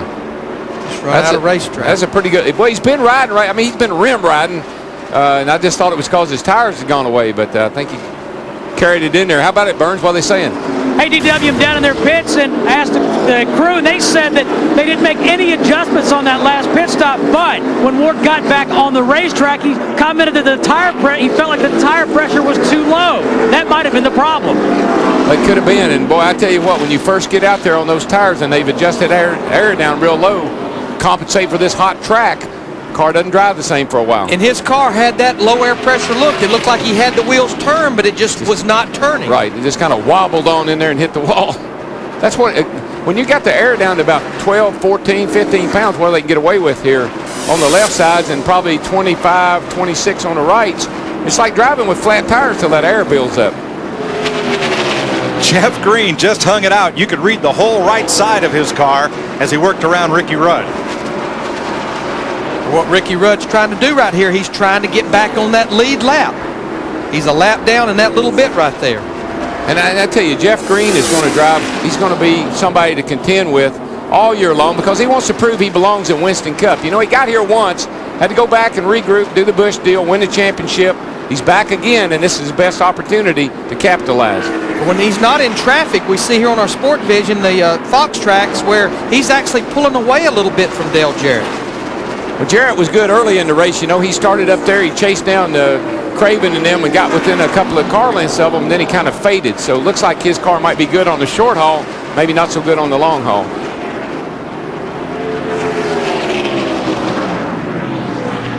You know, I heard after a lot of those pit stops, the adjustments that the teams were having to make is the drivers were complaining about the car being too tight. And that's such a characteristic of Rockingham is more and more rubber gets laid on this racetrack, the cars turn less and less and less. 4 seconds behind you. But you take drivers, smooth, you're doing a good job.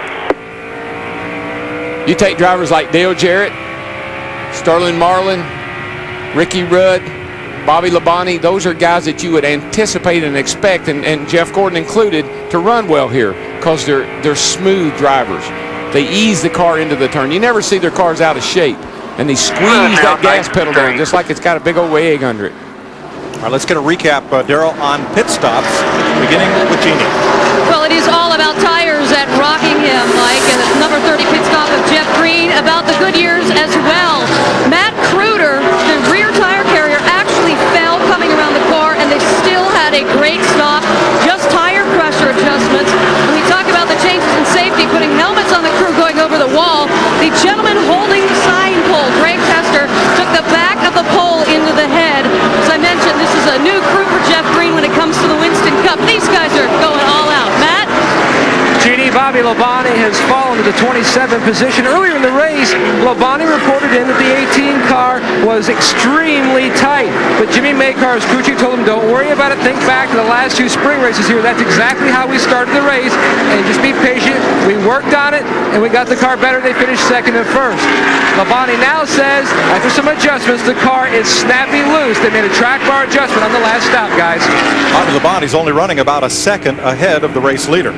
Race leaders. We have a battle for the lead up there with Jeff Green and Dale Jarrett, that 88 car. Still outside. All clear.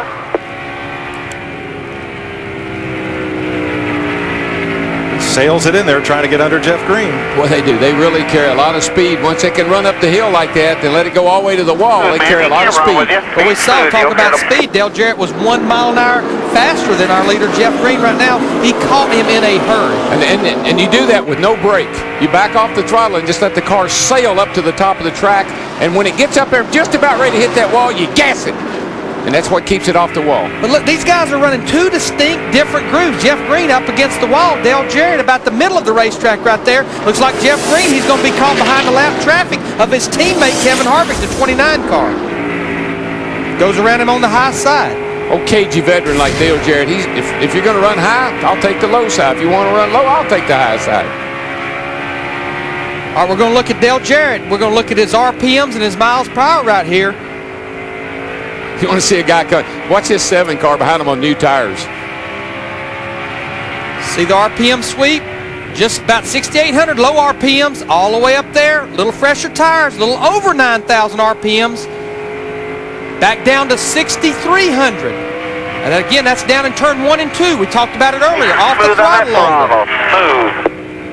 Not as many RPMs on the backstretch, Darrell, because as we say, it's shorter distance. Little Casey had that 7 car. He's got a little bit better tires, and he's looking for a way by those boys.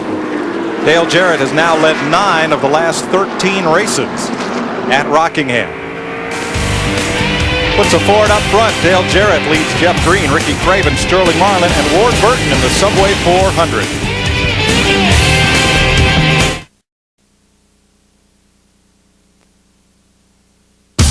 The Subway 400 on Fox is brought to you by Singular, the wireless company that supports self-expression nationwide. Welcome back to Rockingham. Mike Joy with Darrell Waltrip and Larry McReynolds. We're about 1/3 distance in the Subway 400. Dale Jarrett, Jeff Green, Ricky Craven. The top 3 still about 29 cars on the lead lap here at Rockingham. But they're picking off some of those cars. There's just some of them are just hanging on to the lead lap right now. Bobby Labonte, one of them. Look from our core cam at the D-shaped front straightaway and that entry into turn 1 as Dale Jarrett tries to put Labonte a lap down. I believe that's your man, I think he might be right. Every time I pick him, it doesn't seem like he runs very good. I gotta quit picking on that poor guy. It's only 1/3 distance. Just run your race. It's early yet. You heard the voice right there. That's not Todd Parrott. Remember, Dale Jarrett, Jimmy Elledge, now his crew chief. Todd Parrott moving to general manager, telling Dale Jarrett, be smooth, be smooth. 2 key words here. And, oh, look out here. Everybody go for the hole. That won't work. 4 wide will not work at Rockingham. We have a lot of grooves, but not 4 wide. That's when you hear 3 wide, 4 wide, caution. You okay?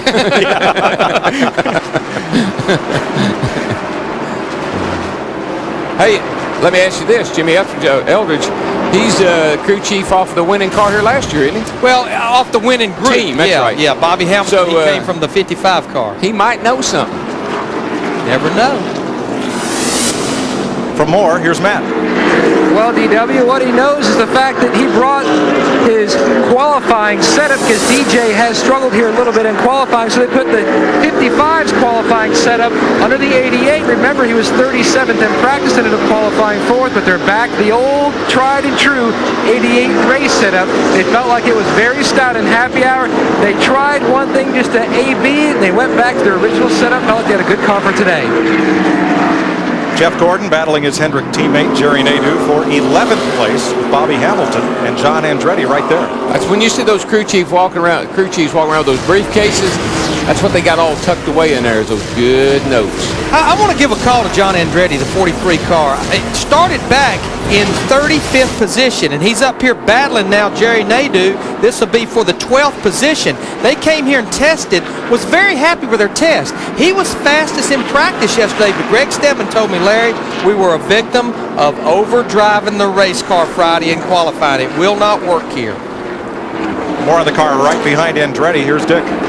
The 25 car, Jerry Nadeau, has been dropping steadily since the last round of pit stops, Mike. They tried to put more bite in it for him to try to tighten the car up. Unfortunately, he said that just didn't make any difference. The car is just loose. It is a handful. Meanwhile, Darrell, bad news on your brother Mikey. Not only is he running in the back, when he came down pit road a while back, he was pushing water. Steve Beal said it's not running hot, but when he runs it slow, water's coming out. Not a good sign. To Steve. Well, Dick, Sterling Marlin pitted on lap 106. They changed 4 tires, dropped the air pressure half a pound in all 4 tires. Team manager Tony Glover telling Sterling, hey, just be patient. You're the fastest car on the racetrack right now, and the lap times back that up. That's true, Steve. Right now, he is the only car under 26 seconds per lap. Let's look at Sterling Marlin's. We look at everybody's miles per hour and tachometer. Here you see falls down to about 6,400. 6,300. Coming down the backstretch right here. Over 150 miles an hour. Shorter backstretch, about 87, 8,800. You see the interval, it's shrinking just a little bit, ever so slightly. But he's right here in lap traffic, which certainly hurts his chances right now of making big gains. When that tach's falling down that much, just think about it. They qualified 156 miles an hour here. And you're racing at probably around 150 miles an hour, 6 miles an hour slower. Second place battle, Ricky Craven back on the move. TIDE. Now he has fresher tires than Jeff Green by several laps. Going into 1, watch for smoke, clear high. 88. Trouble on the leader, Dale Jarrett. One outside. Is up in smoke. Caution is on the speedway. Clear low. She blew up. Just heard him say something happened to it. There you see, no RPMs, no miles per hour. I believe his day is over. Yep. Some of the big teams' biggest fears is just struck. Got oil pressure and everything, but it's vibrating.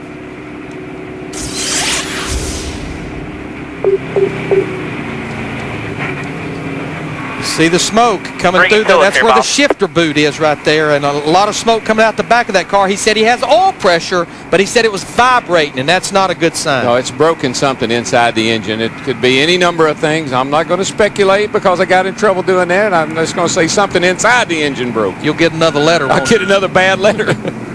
Remember, this is the first weekend of the one engine rule in Winston Cup, which means the engine a team starts practice with, they have to use in qualifying, final practice, and the race. One of the things that I can hear these engines, I hear these cars go by. These guys haven't lightened up on these engines at all. They're turning them 9 grand, which is a lot of RPM.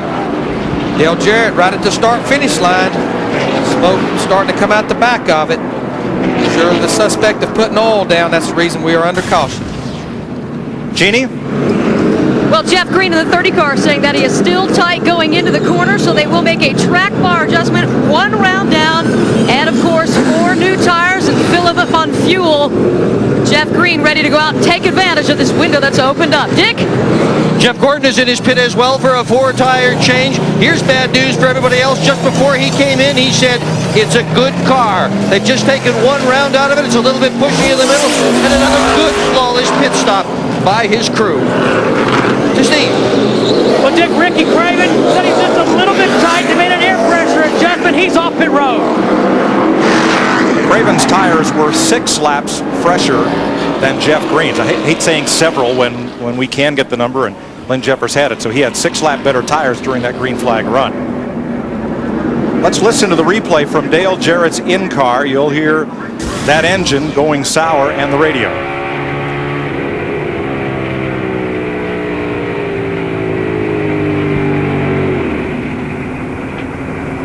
One inside, one outside.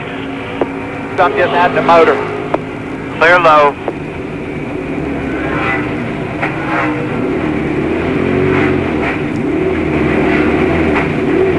Spotter's still working with him outside. even as he's coming to pit road, because you're running slow. You can really get in trouble when you're running that much slower than everybody else. Dale Jarrett is out of the car after leading this race. The Subway 400 on Fox is brought to you by the Home Depot, NASCAR's home improvement warehouse, by Smirnoff Ice, Intelligent Nightlife, by Viagra, ask your doctor if Viagra is right for you, and by Autotrader.com. New, used, buying, or selling, it's the ultimate in automotive classifieds.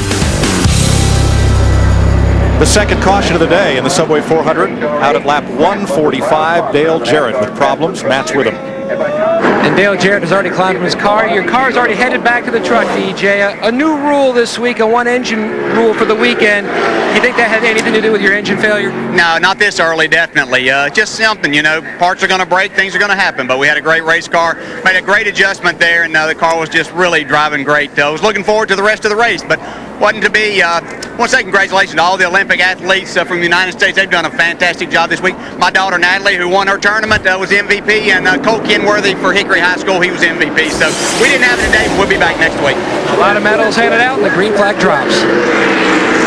Matt Kenseth, a 4-tire change with the 76 Rockingham World Championship pit crew put him on him, and Kenseth is the leader. I mean, that group led by Robbie Reiser, the crew chief, as you say, Mike, they won the World Pit Crew Championship here in the fall. They backed it up on pit road today, which is when it really counts.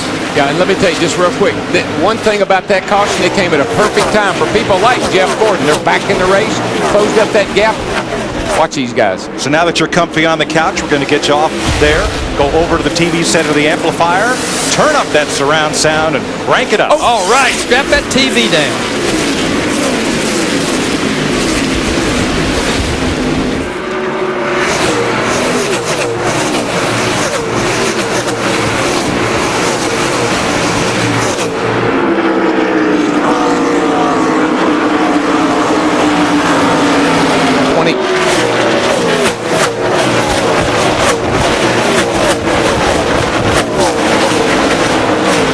Burton just slammed the wall again. That's 2 or 3 times over the course of the day. And twice in 2 laps. Yeah, ball still that side. I believe there might be something on the racetrack over there, because the 31 car just ahead of him climbed the wall. Then the 22 car did the same thing. Now here's the first of 2 hits. This one just after the restart. We've seen him up there today. And here's the second one. That's where he hit it earlier, coming off turn 2 onto the backstretch. Too much car, not enough racetrack. Just running out of real estate. Tell you, he's wearing that thing out. Now watch this 31 car. He's going to climb the wall. Watch this. Get up on that thing. Whoop. He got it back down, but man, everybody was going crazy. Oh, that turn 2 has been. You're carrying so much speed there, especially on fresh tires. You're back in the throttle, way back in turn 1, and you're carrying so much speed at the exit of that corner. If the car's a little tight, it won't turn. You just run out of racetrack. And not only that, if you get a good look at that wall, it protrudes out just a little bit right there where it seems like you always hit it. Let's show you how efficient were these pit stops, Larry. Trouble on the back. 7 car turned around. And he gets T-boned by Kyle Petty. John Andretti got in the back of the 7 car, turned him around. Kyle's car is aflame. Kyle had nowhere to go and is going to try to limp back to pit road, but that car briefly was on fire from the rear. Schrader's involved. Cautions, free cautions. That's all they're good at. When one caution comes, they keep calling. Close it up first. Let's close it up before we fit here so we don't lose a lap. You get it fired up. Let's go. Close it up. Buckshot Go ahead, Jones. dig around. The other Petty car, the 44. There you see 19 Casey car. There Atwood. goes 19 car goes by with the right side tore out of it. Let's see what happened. John Andretti gets into the back of. Well, maybe it wasn't John Andretti. No, Jeff Gordon, the 24, gets in the back of Casey Atwood. The 7, he comes down and clips Kenny Schrader in the 36. He's right in the middle of the racetrack. Kyle Petty comes in there and nowhere to go.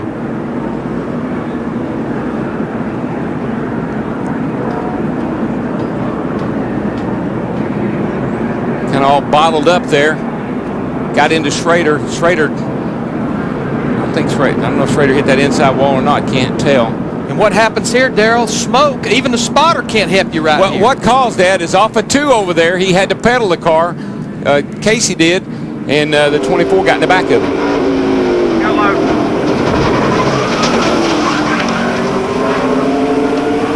Woo, boy, he just missed in that wall. Let's watch from Robbie Gordon. There's Schrader. Following Spencer. Got in the back of Spence. Whoa, stop, Robbie. Cleared it. Stop. You got him all the way at the bottom here. He's through there. He's through. Come on. Great job by the spotter. Great job. Just stop. I mean, from Dale Earnhardt Jr. Watch your back. Come on. Got to spin on the back straightaway. Back it down. Got to go high if you can. All right, just sit right there. You got guys with all that smoke. They're on the wall. Stop right there. All right, you come all the way down if you need to right there. Keep coming. It's like driving through a thick fog, that smoke. I think the key word there from all the spotters was just stop. Just stop. That's a hell of a job right there. Nice job.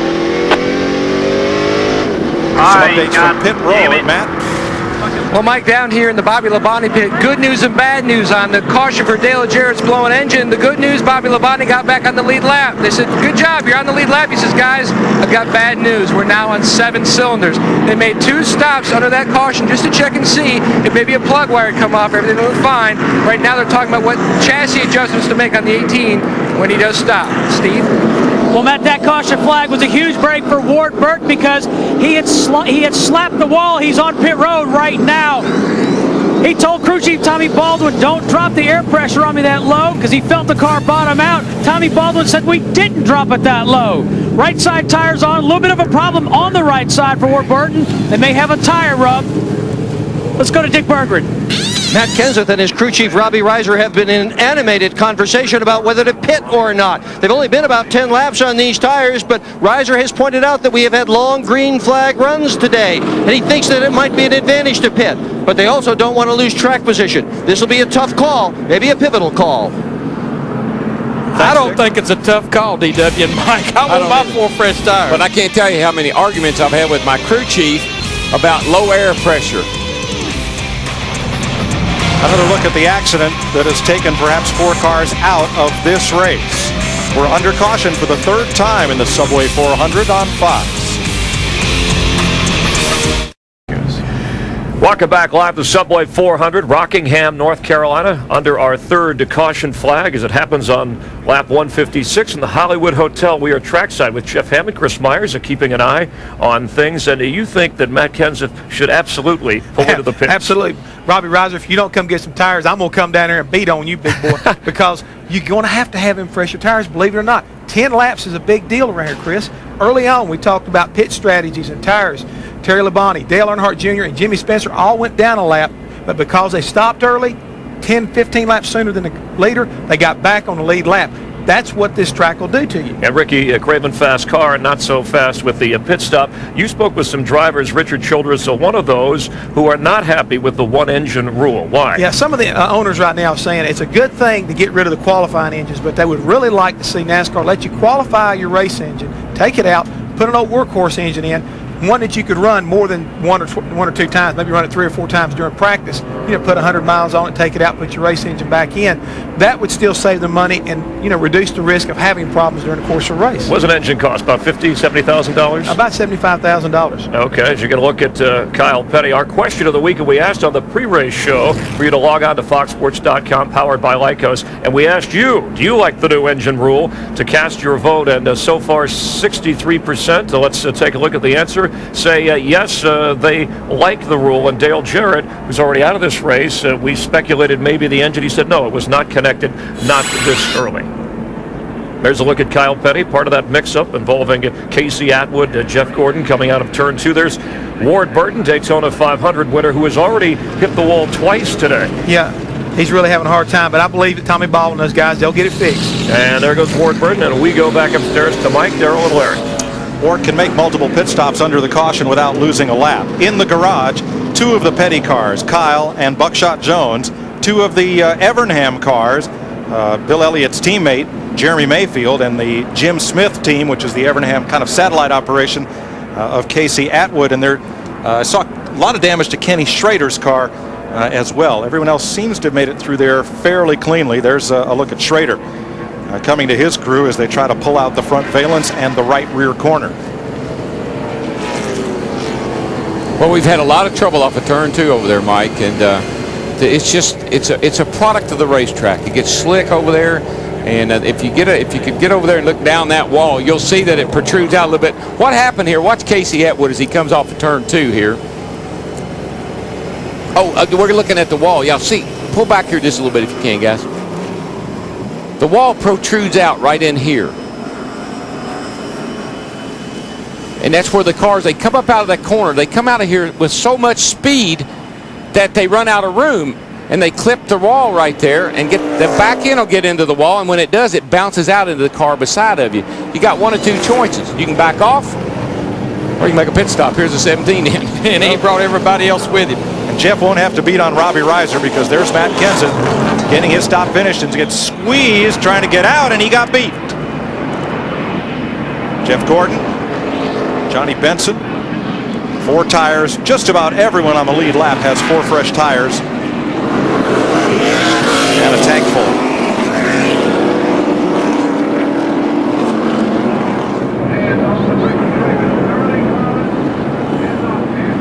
Jeff Burton getting a bit of cosmetic repair on the right front. And the cars that are a lap or more down will pit this time by. We're under caution. Let's take a break in the Subway 400 on Fox.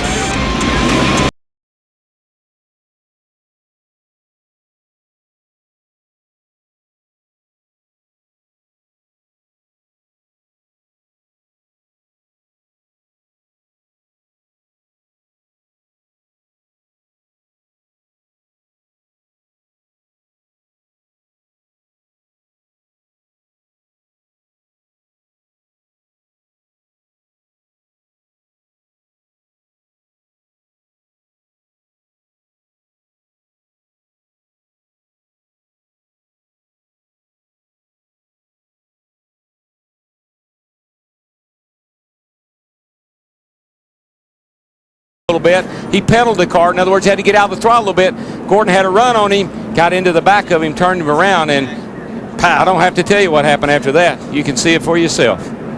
4 cars in the garage area as a result.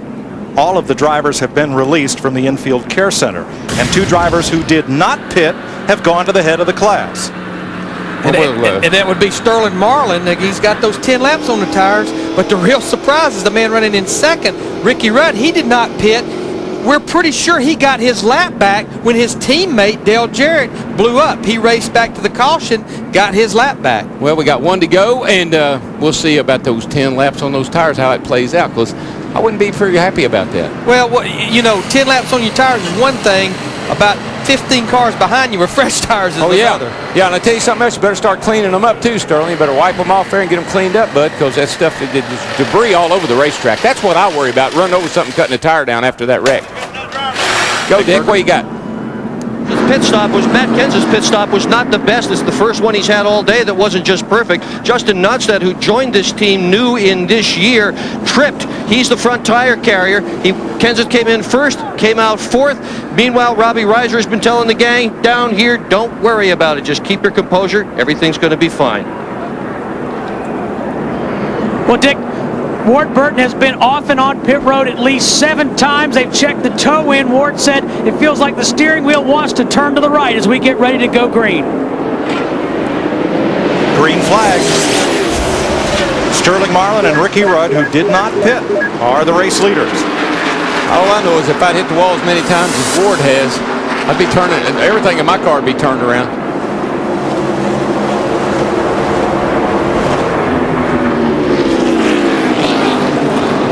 Oh, this is edgy racing, boys. When they restart like this, all grouped up, slick track, low air, everybody's wanting to get a lap back. This one you hold your breath. Matt Kenseth on fresh tires at 17, coming hard on the outside of lap car Dave Blaney. Well, by the way, you tug on those belts a little bit right along now, too, because you just know that this is a little icy-dicey time. Here comes those fresh tires. Jeff Green in that 30 car to the outside of Ricky Rudd. It's a battle for second. He has his sight set on Sterling Marlin now in that 40 car. I don't really think Rudd was all that good, you know, to get a lap down, and using pit strategy, Fatback did a good job of getting him up here in the front. We probably elected track position may be a little bit of importance here. I think so right now. Fatback's his crew chief, by the way.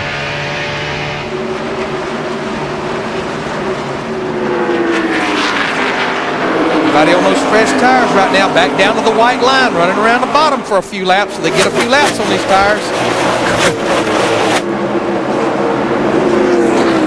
You might look back in there and see if you see anything burning, because I see flames. As Jeff Gordon Something's burning, boys. Something's burning. He's up to 7th with Tony Stewart and Johnny Benson. Listen, methodically, from way back in 30 whatever place 33rd. It was, methodically, one step at a time, I'm there. That's what he can do. That's what that team can do.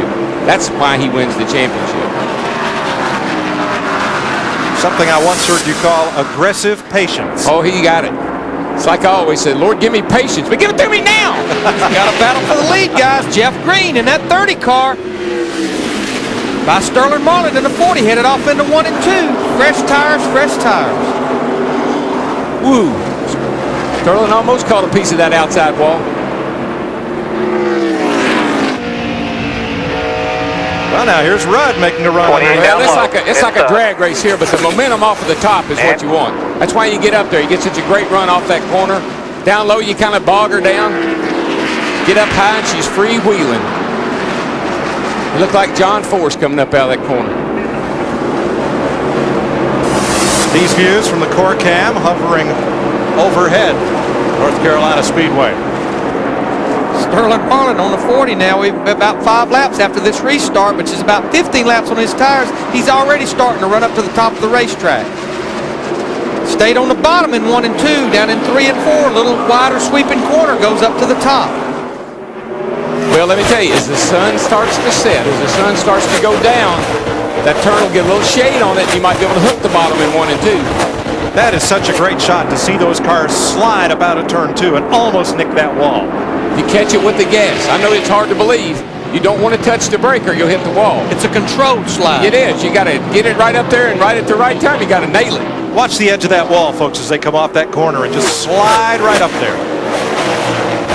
It's called finesse. You know, these guys got a lot of finesse. Matt Kenseth for second, make that 3rd place. And this battle for 6th. We have some combatants back here that are just lurking in the background, waiting for the next shoe to drop. Jeff Gordon right around the bottom of the racetrack. Rusty Wallace up top. I don't know, Darrell. It's hard to lurk at 160 miles an hour.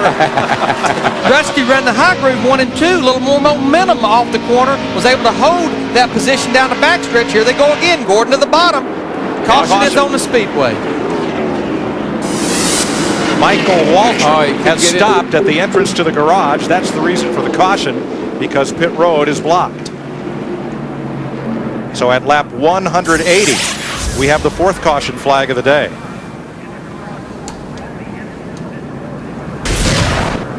RPM 0.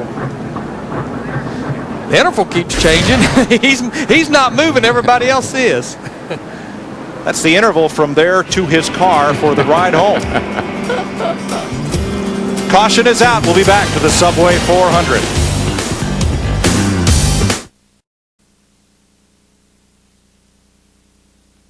The Subway 400 on Fox is brought to you by Beechwood Aged Budweiser with a crisp, clean, and refreshing taste, known only to the king of beers. The caution is out here at Rockingham in the Subway 400, and bad news for Jeff Gordon. Look from Elliott Sadler's in-car cam as Gordon slides into his pit, wrong way in. Man, I looked down and I saw him backing up. I couldn't figure out what happened. All that working his way up to getting the top 10 there, and now it's all for naught. Now what happened here, though, Elliott Sadler is a lap down.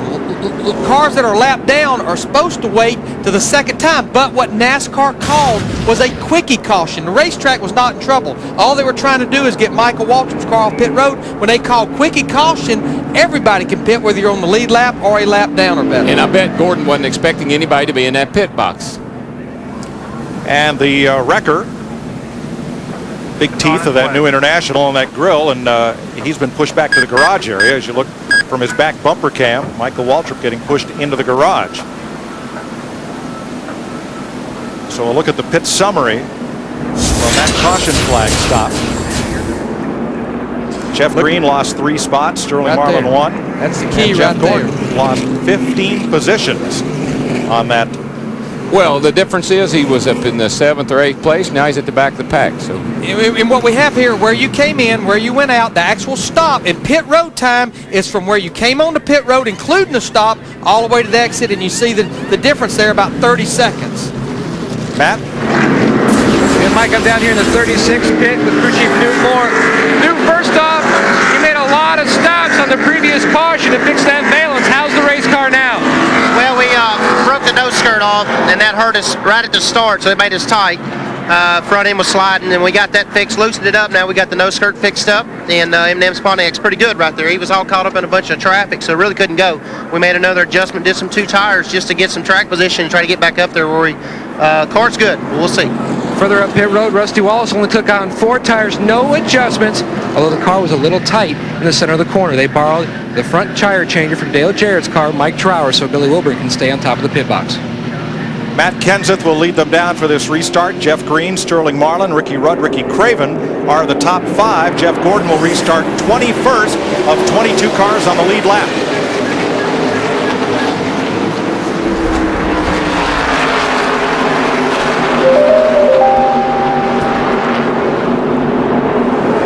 Matt Kenseth trying to clear that lap car. Mark Martin, his teammate, in the 6th car. just remember, cautions breed cautions. That's all I know. Buddy, you got to hold your breath here for a few laps.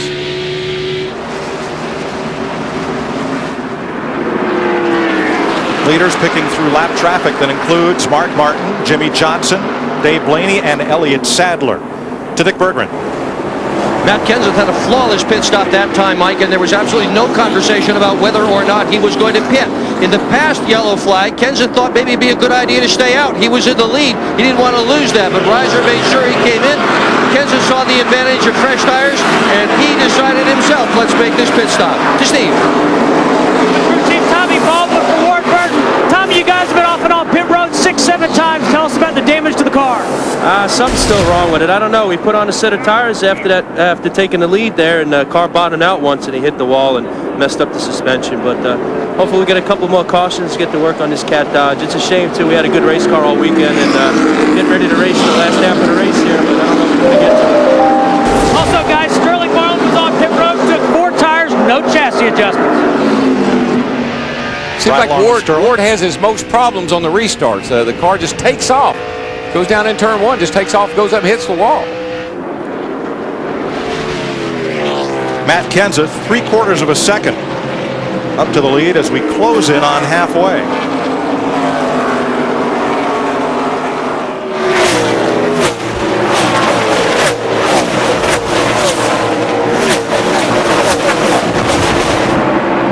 place battle. Call a gaggle of cars, all gaggled up. Tony Stewart in the 20, Rusty Wallace in the 2. They've been battling each other, I think, for about 180 laps. Johnny Benson in the 10 car, remember earlier, thought he had a flat left rear, lost a lot of ground. Now he's back up there in the 7th position. They tested here, so you'd think, I know they worked hard on race setup. You'd think he'd be good for the race. I think he and James Ince together have not finished worse than 10th here. Janie? Well, guys, I'm here with Michael Waltrip on the wrong side of the wall. What happened out there? Something happened to the engine. We're not quite sure yet. It's a disappointing day. Bobby Labonte swerved up in front of me, and I hit him early in the race and bent my fender. And then missed that huge wreck on the backstretch, shot right through the middle of that, so that was cool. Then right after that, the engine messed up, and we're not really sure right now exactly what might have happened to it. You made some comment on the radio coming in that Jeff Green owes you one. What was that in reference to? It's my 500th start, and I can't win it. And he's my high school buddy. We went to high school together and grew up together. And since I can't win, he owes me a win. I want him to go out there and win this race. Brian Scheimer, Todd Hayes, and those guys last night in the 4-man bobsled. And that was inspirational watching Brian win after so long. Congratulations to Jeffrey Bodine and everybody on the American 4-man bobsled team last night. Today was set up to be a fun day. We had a good car. I think we were going to run well, and we just messed it up from the start. Congratulations on the 500th start nonetheless. Memorable, though, for all the wrong reasons. Michael Waltrip's 500th start. Commemorative shirts and hats and a piece of the rock. I made my 500 start in 1990. It's 12 years ago. I don't know if I'd have towed that one. Well, I just thought of it. Jeff Gordon has had a day, like the NASDAQ of late. He started 33rd. He climbed up into the top 10. Got up to 10th.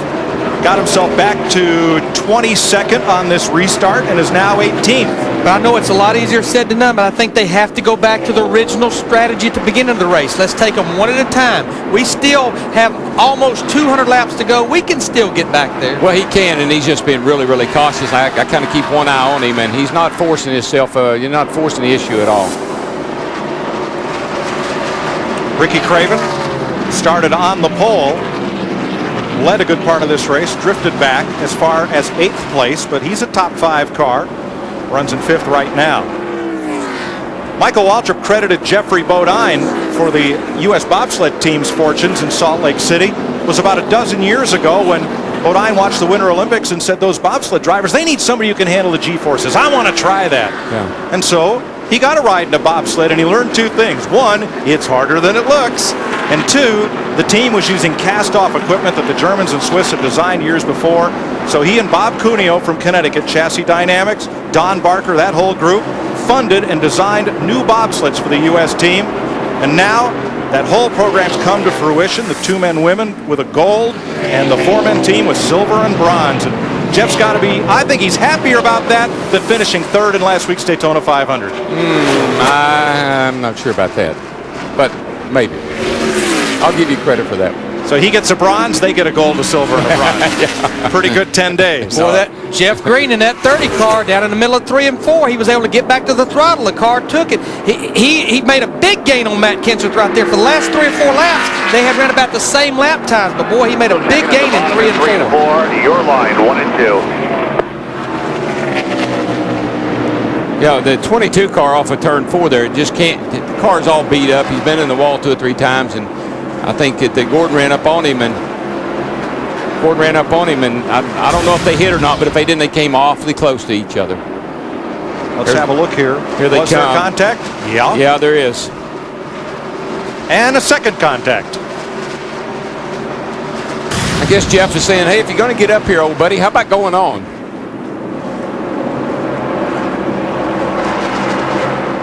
Up front, Jeff Green goes right after Matt Kenseth. He's working the bottom of 3 and 4. Matt Kenseth just gets a little better bite off that corner coming off turn 4. Holds him down the front straightaway.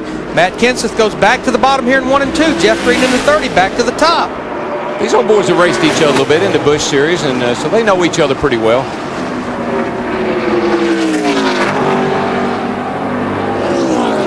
miles per hour there. Look at, I mean, it looks like they're on two different racetracks right there. And they come off side by side. Go in, they get a big gap in between them, and side by side down the straightaway. There you see it, Matt Kenseth's about 3 miles an hour faster than Jeff Green going down the front stretch. Let's see what happens going down the back stretch now. Coming off turn 2, over 150 miles an hour. Way all loaded, inside all by himself. And Green took it in a little deeper and faster, as you see there, by 2 miles an hour, and completes the pass for the lead. And that's where he's been better, is 3 and 4. The last 10 laps, that's where he's been better than Matt Kenseth. He put the slide job on him. He got down there and he slid her right up in front of him, took his line away, and he's off to the races.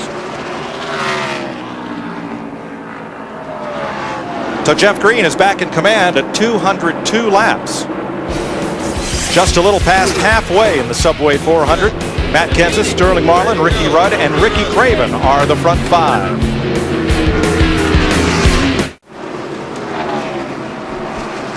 Jeff Green leading by 0.8 of a second. He scooted away from Matt Kenseth. Sterling Marlin is 2 seconds off the pace.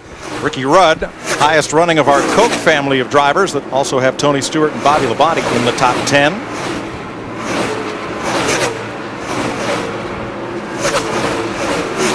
And behind the wall, Michael Waltrip, Kyle Petty, and Dale Jarrett. Steve Park is at the track, continuing his recovery. Hope to see him back soon in a Winston Cup car. Jeff Green driving for Richard Childress, trying to become the 5th of Childress's drivers to win a Winston Cup race. Ricky Rudd, Kevin Harvick, Robbie Gordon each have 1 career win for Childress. Dale Earnhardt drove 67 cars to victory, carrying the number 3. That's a good thing about having 3 cars, you know.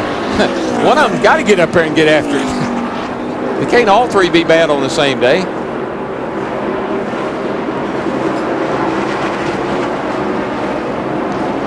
Let's have a look back for the 8th place car. Bobby Labonte got back on the lead lap when Dale Jarrett lost his engine. He and Kenny Wallace have been running in tandem these last dozen laps or so.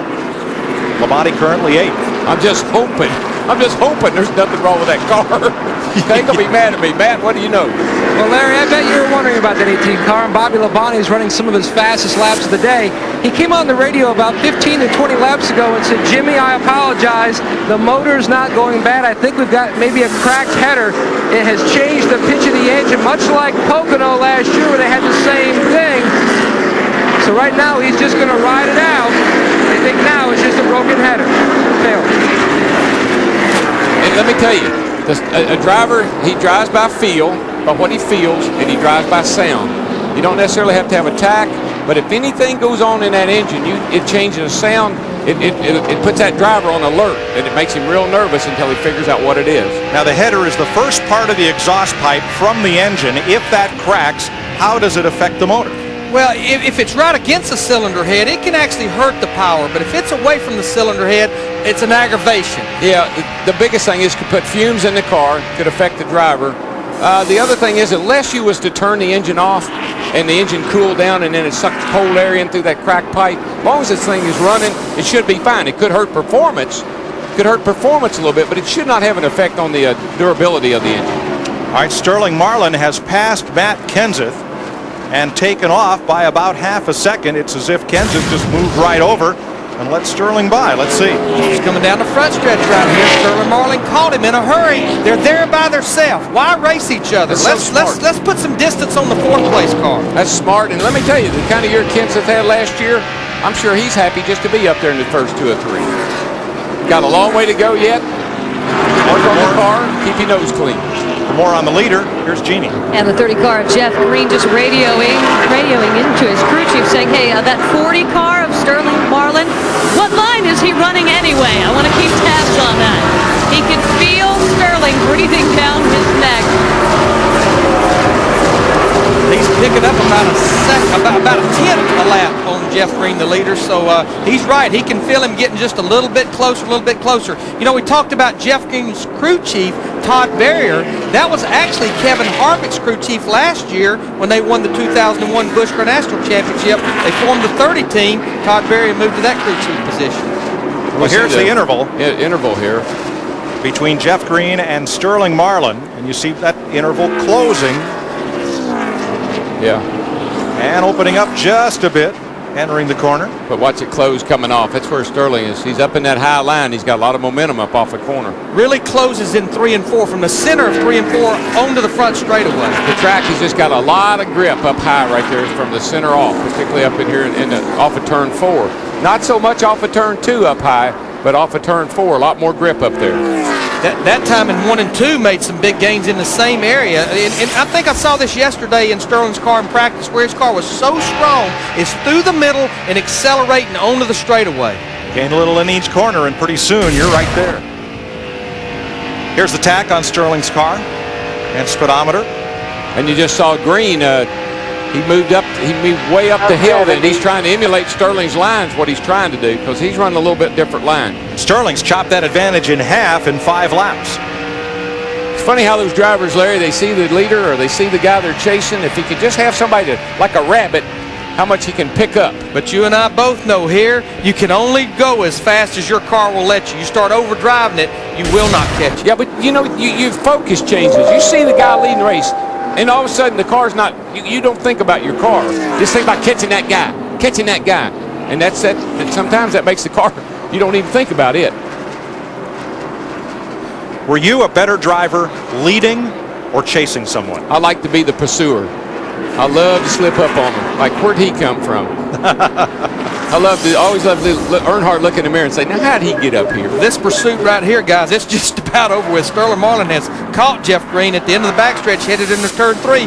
Jeff Greenman running that high line. Sterling going to stay with him here. Bring it down off the corner, back in the throttle. Jeff Green, the 30 car, wiggles a little bit right there. That's just because he's trying to get back in the gas a little sooner than he probably has been to hold Sterling off, but that ain't going to happen. Sterling Marlin beats him down in the corner, holds to the bottom, takes the lead on the back straightaway. Tell you who's a lot more worried about Sterling than Jeff Green is Jeff Gordon. He's only about 4 seconds from going a lap down. I don't know what happened to Jeff. He was running really well. He passed Ward Burton, and they had that little push and shove and match. Ward got back by him, and Jeff's just slowed down since then. Well, he's been back there fighting these cars back here. That you see, I think that's Todd Bodine in the 66 car right there. He was behind him for a long time. Right there, boy, Todd Bodine in the 66. They have wore that backstretch wall out. They're going to have to recoat it after this race. I think if I was the drivers, I'd go in and see if I couldn't get it moved back a little bit. Ricky Rudd just shot past Matt Kenseth on the bottom. Steve? Hey guys, Ricky Rudd has made over 730 Winston Cup starts, but he made his very first start here, his debut, in March of 1975. And to put that into perspective, 3 drivers in today's race weren't even born when Ricky made his first start. 3 more were born the same year. Wow. I got to give a call to Michael McSwain, Fatback, his crew chief. I mean, he was a lap down not that many laps ago. A little bit beyond what we thought he should do. They left him out there on those 10-lap tires. We talked about it. He got that track position, and now he's up there in 3rd position. Jeff Hammond, we still got a long way to go. We need to start thinking about how we're going to break these pit stops down between now and the end of the race. Well, I know you've been doing some calculating down there. Yeah, Larry, I've been looking to trying to get an idea about the guys need to stop at least 2 more times. And the way I'm looking at it, that pit window should fall around lap 253 for the leaders if they go about 70 laps on this run, which gives them another 70-lap run to get them like around lap 323 and then get them the rest of the way home. So this is a 393-lap race, 400 miles. And there's no question that's the best formula you could use is see how many laps we had to go when we pitted the last time and see if we can break that down into equal runs. Yeah, we really got to work on that because we've already seen tires are so critical here, but at the same time, getting in a lap or 2 early can be a big payoff on the other end, but if you stay out too long, you may lose too much ground to be able to make it up at the tail end of this race. Well, guys, I'm with you, all right, but I tell you, I'd stay out on this run as long as I could so I'd have the least amount of laps on my tires at the end of the race. So I don't know, what's wrong with Jeff Gordon anyway, Doc, you know? Well, and Jeff Gordon's up and down day right now. The car is simply loose, and he's going to need to make a pit stop to tighten it up a little bit so he can handle better than he is handling right now. Well, that answers that question. He's loose. The tough thing, though, for Gordon will be staying on the lead lap until he can make that stop. At lap 227, Sterling Marlin leads Jeff Green, Ricky Rudd, and Matt Kenseth in the Subway 400 on Fox. Me too. The Subway 400 on Fox is brought to you by Lowe's Home Improvement Warehouse. Lowe's, improving home improvement. By Pepsi Cola, experience the joy of Pepsi. By Enterprise Rent-A-Car, we'll pick you up. And by Miller Lite, grab a Miller Lite. It's Miller time. All those notes on race strategy for pit stop. Throw them away. We're under caution for debris in turn 1, and here come the leaders. Jeannie. Well, Jeff Green has some great concerns about how this car is running because he's pretty pleased. He said it's just a little bit free coming off the corner. So what they're going to do is, of course, give him 4 tires, but the 2 rear tires, they're going 1 pound down. That's it. Dick Berggren? Matt Kenseth had slipped out of the lead. The problem, the car was loose coming off the corners. They had put the wrench in the back end, tightened it up. To Matt. And Bobby Labonte enters pit road in 6th. They made a chassis adjustment to Steve. Sterling Marlin on pit road. Left side tires coming off. Now going back on. No chassis adjustments to the 40. The 20 of Tony Stewart. 1 pound down at both rear tires. Spoke to the booth.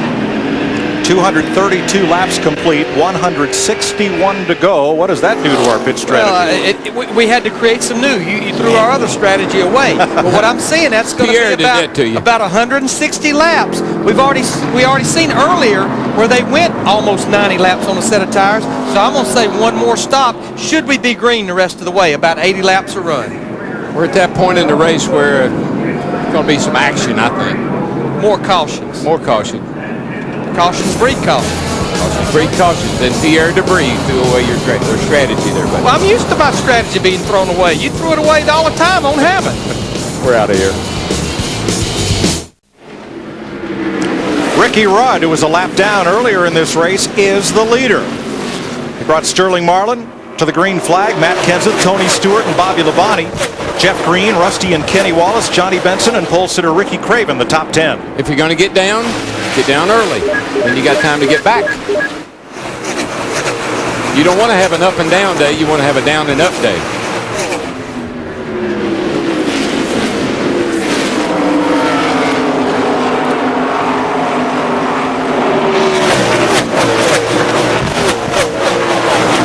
Going to break, one of Kenny Wallace's crew members might have been injured on that pit stop. Matt? And Mike, his name is Mike Buddock, a.k.a. Mongo. He's the gas man for the 1 car. He told me that some gas did get splashed up into his eyes. They did use some water to try to flush that out. He is going to take a ride over to the infield care center with the paramedics to just take a look at his eyes, but he told me that he's okay. Thanks, Matt. So Rudd on top, and he's got a little cushion there. Got a lap car, 2 lap cars between himself and second place, number 40, Marlin. Yeah, I was going to say that. You know, he has Ryan Newman right there, Jeremy Mayfield trying to fight to get that lap back should a caution come out. And then out in front of him is the 97 car of Kurt Busch that has made his way back on the lead lap right now, should he get a caution. Jeremy's car looks a lot like Hammond's car. The whole right side of it's pretty well used up. He ain't got but a half a car. Sterling trying to make that pass. Kurt Busch qualified, I believe, 7th for this race, but they changed an engine this morning. And if you change an engine, just like if you go to a backup car, you have to start in the back. So Busch has worked hard to climb the ladder today, and there he is just in front of Ricky Rudd. You want to talk about climbing the ladder, we'll go back to our 4th and 5th place battle, especially when we talk about Bobby Labonte, the 18 car. He just passed his teammate Tony Stewart. This is a battle for 4th position. This is a guy that thought he was losing a cylinder about 100 laps ago. I was feeling really bad there for a while, but I like it now. They have a rear view mirror full of Jeff Green, and that 30 car has just dominated this race a lot, led a bunch of laps. Boys, they are just flat running out of the racetrack, you know. They're up. Some of these guys are just rubbing that fence in both ends of the track. Sure, Harry Gant's not driving one of these cars. We always called that the Harry Gant groove up there. High, wide, and handsome. That's it. That's Harry.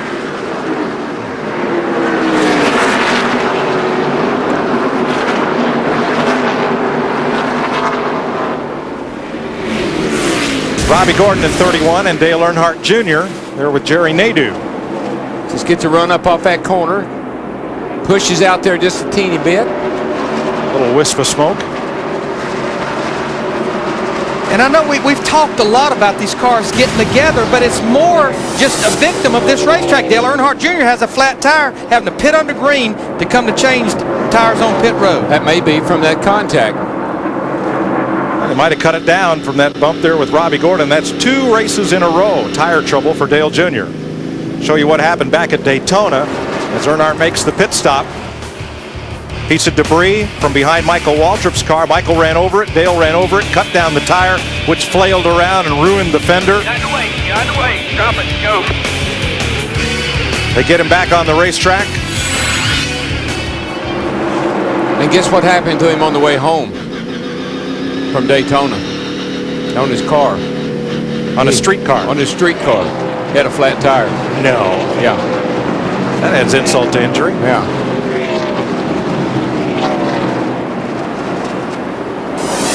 He'll go an additional 2 laps down. He was already 1 lap down. Now he will be 3 laps down. And running 34th. Jeff Green working under Jimmy Spencer. Green is the 6th place car. Spencer a lap down there. Jeannie? Well, why mess with a good thing? That is what Jeff Green was asking his crew chief, Todd Berrier, coming into the pit stop. He said, this car is great in the center. Let's not mess this up. It's just free off. So, of course, they made the tire pressure adjustments to the rear tires. And right now, silence is golden. What would be better if Jeff Green could get back out in the front of the pack? Steve? Jeannie, Tony Stewart is running in the 5th position right now. And that last pit stop, their adjustments came in air pressure. They went down a pound in both rear tires. They also made a wedge adjustment on that Pontiac of Tony Stewart. Go to Dick Burke. 29-year-old Matt Kenseth has his best chance ever to win a Winston Cup race here at Rockingham. In his 5 previous appearances, he has never led a lap, but he has been strong all day. On that last pit stop, they tried to tighten the car up.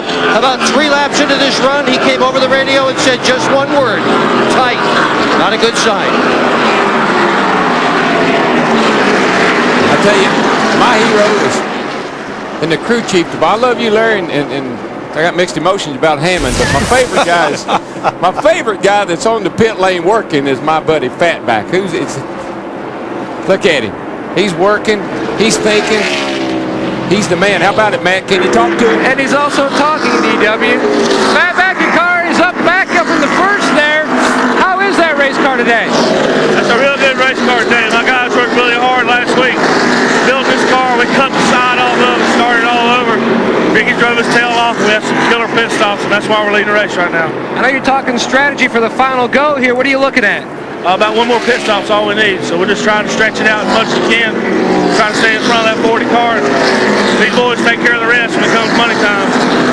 11 races have gone by since Ricky last won at the short track at Richmond. I can pick up his 2nd win at the Rock here today. 144 laps to go. In the Subway 400, Ricky Rudd's Ford in command, Sterling Marlin's Dodge, Matt Kenseth's Ford, the Pontiacs of Bobby Labonte and Tony Stewart. You know, talk about Tony Stewart. We've heard everybody complaining about their car being tight, front end not turning. But we heard one of our guys say that Tony Stewart's car has been lacking forward bite. What that means, when he puts his throttle into it, the rear wheels don't hook up. So what they do, and they continue to lower the rear air pressure, and what that will do, that's like softening the rear springs. It will help the rear tires hook up when he puts the throttle down. Now, Kurt Busch, he was about to, Ricky Rudd was all over the back of him, and all of a sudden, I mean, he hit the afterburner, and he has taken off and left Rudd and everybody in his dust. Busch on the tail end of the lead lap. Rudd's last lap, 25.75. Kurt Busch's last lap coming as he comes around to the stripe. But there's a difference in the speed, as you see on our monitor. It's coming down the we'll front freeze stretch. it at the trap. Busch is 1 point. He's about a tenth a lot quicker. Yeah, tenth of a second. I tell you, I like that little guy. I'll tell you, the way he, there you go. There's the difference right there. 6 miles an hour faster. That's down right before you pick the throttle up, right on the exit of turn 1, down in the middle of 1 and 2. That's a lot, 6 miles an hour. Oh, yeah, and he has just driven off and left Rudd and those guys. And next week we go to his home track, Las Vegas. Viva Las Vegas. A Ford, a Dodge, and a Pontiac at the front of the Subway 400. We're back. You're watching NASCAR on Fox. Subway 400 on Fox is brought to you by UPS, official delivery company of NASCAR. We want to race the truck. People love the truck. Caution is out for the 6th time today for a crash in turn 2. There's Dave Blaney sliding around. Gets Jimmy Spencer, and Mike Wallace and Joe Nemechek get the worst of it. The dreaded while you were away. So we'll have pit stops amongst the leaders. Jeannie? Jeff Green making his way in, and at last check he was happy with the car, but they want to tweak it just a little bit, putting a half-round wedge into that right rear, and of course taking the advantage of the opportunity here at Rockingham to give him 4 fresh, clean tires. Matt? The leader run is in, no adjustments for the 28 car, just 4 tires and fuel. As they get a tire gets loose, but they do get it to Steve. Matt, they went down 1 round on the right rear on Sterling Marlin's Dodge, the 40 car. Left side tires are on. He tries to drag race out with Tony Stewart. The 32 still on pit road, Ricky Craven. Ricky Rudd is stalled, trying to leave his pit. Trouble for the leader. It still has not cranked. Oh, man, and that is... You're just pushing your heart out and the thing won't crank. And you're running out of air. Come on, Rudd, do something. Push it back, guys. You gotta hurry. You're only allowed to push it so far down that pit road. Yeah, you can't go outside the pit. Where's the ether? All right, try right there. You can flip that switch I told you about. Turn it off. Turn 1. A little starting fluid into the cowl. Come on, baby. Come on, crank. Come on, baby. I can't believe ether's going to help that motor crank. Normally that works when you ran out of fuel, and they will not be out of fuel. His teammate Dale Jarrett already out of the race with engine trouble. And now he's a lap down. Guys, get some more people out there. Some boys can have a break. Now, there's one thing that Fatback can do a lot of things, but he ain't going to get down and push that car down pit road, I can tell you. Now, here come the lap down cars around him trying to get out. And you know one thing, he's wanting other people out there. Unless you're a crew member that has a helmet, you can't even go out there to push your race car. You cannot go across pit wall. A tough day for the Robert Yates Ford team. Jarrett out and Rudd trying to restart. Starter spin. Trying to push it over. Almost win. It almost win. Come on, guys. That was Ricky Rudd saying it almost went. And he goes. There he goes. Pete's sake. I mean, you start at the back of the field, you go a lap down, you make your lap back up, you get some track position, you're leading the race, and then it dies on pit road. What a roller coaster day. Vapor lock? Hard to say. That's what makes this sport so fun and agonizing. And what this is the race leaving pit road. This is the line. There you see Tony Stewart barely beating Sterling Marlin, Jeff Green in the 30 right behind him. And all this is happening, Ricky Rudd sitting in the middle of pit road stalled. The caution is out because of a 4-car crash up in turn number 2. 177. Whoa, yeah, he got into the side of Spencer's car. Turns it around right in front of Nemechek. Here comes Mike Wallace. Gosh, who was that? It went right through the middle of it. Everybody else. The rest of the field. Mike Skinner, among others. It is the 6th caution flag of the day, and as we're fond of saying, well, this changes everything. Except the channel. You're watching NASCAR on Fox.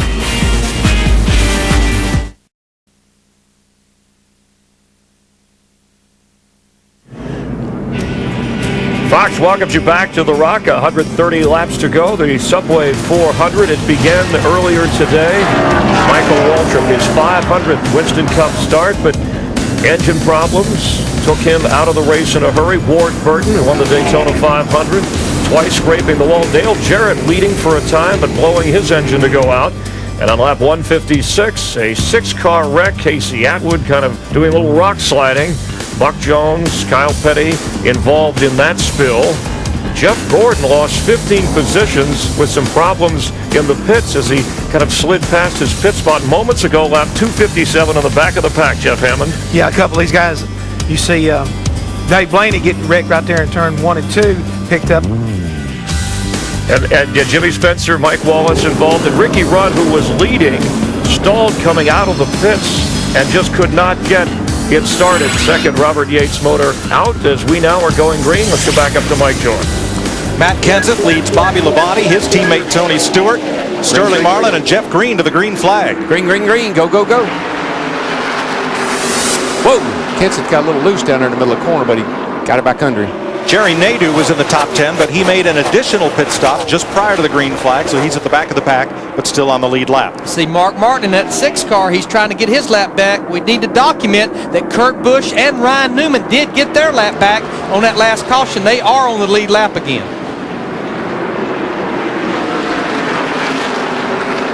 Matt?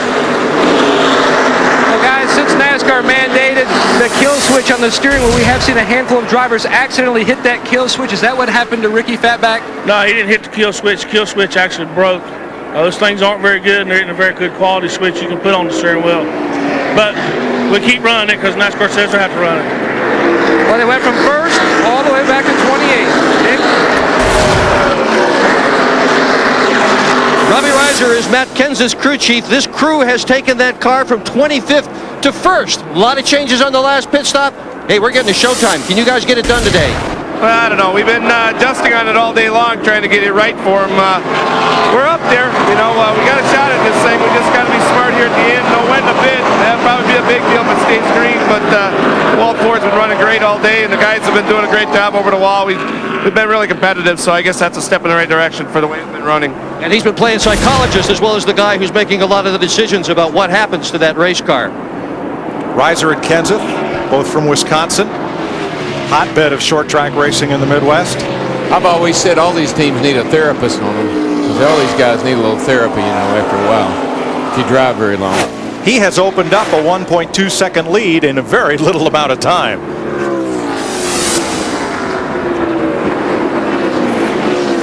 Stewart climbs the hill. He's drifted a bit back from his teammate Labonte. And there's our pole sitter Craven, tracking Rusty Wallace for 6th place. And Jeff Burton up in the top 10. Haven't seen much from Jeff today. Kurt Busch did get back on the lead lap, so that's a fast race car. You got Burton up there in the top 10, so, that's 2 Roush cars. That's not a bad day for those guys. Talk about tracking, though. There he is, the 24 car, the Flames. He's back to 11th positions after spinning on pit road, going all the way to the tail end of the lead lap cars, and he's back here in the picture with about 130-something laps to go. Well, now if you've got anything, you better use it, because you get down inside 100 laps to go here, you got to turn up the wick. Jeff Green, Sterling Marlin, they've both led this race. They've both been contenders. Now they're racing for 4th. Sterling's like that high line all day, Darrell. Let me tell you, when you head off into turn 1, the sun starts to set down there in the corner, and boy, it gets harder and harder to see as that sun gets in your eyes going into turn 1. Jeff Green takes the spot, and now they pull up on lapped cars, Harvick, Martin, and Spencer, who are dueling and all but got together. That'll take your breath. And these are all cars that are lapped down. Spencer in the 41, Harvick in the 29, Mark Martin in the 6. Jeff Green, though, he goes to the bottom of the racetrack. He's not going to give that position up. Mark's trying to get out of the way, and I know how he feels. His car's not very fast, and he just can't get out of the way.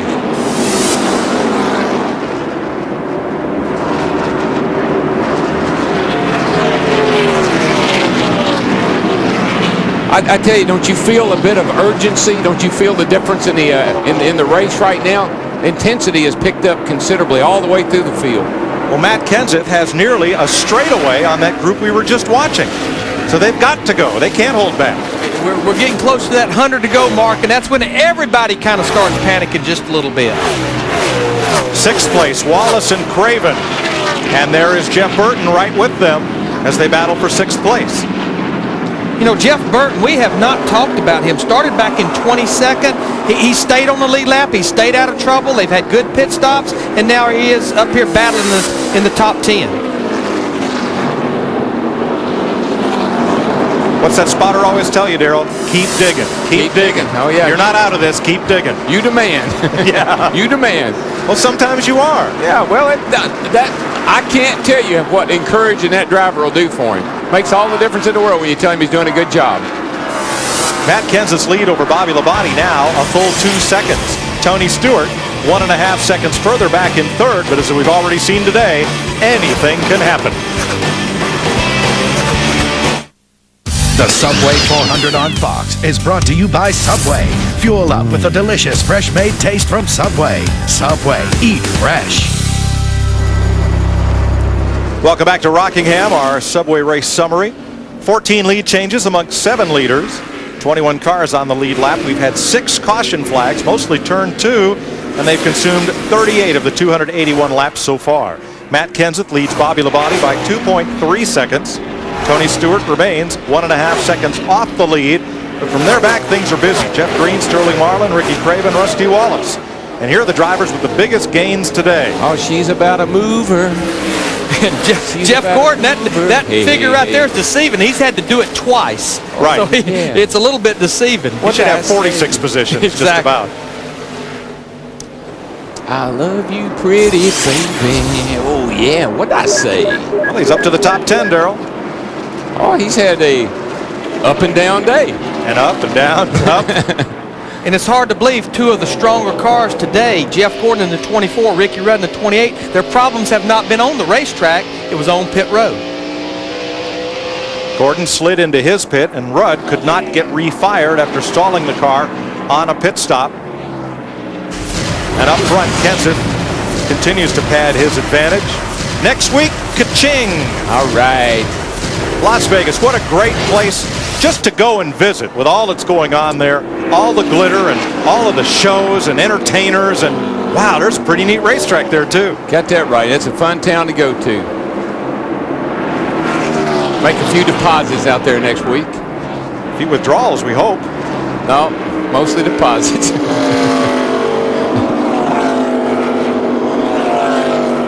For 5th place, Sterling Marlin and Ricky Craven, the pole sitter. Nose to tail. I tell you, we got to, you know, cars are staying pretty bunched up after this last restart. The leaders have stretched out a tad, but pretty good racing going on back in the pack here.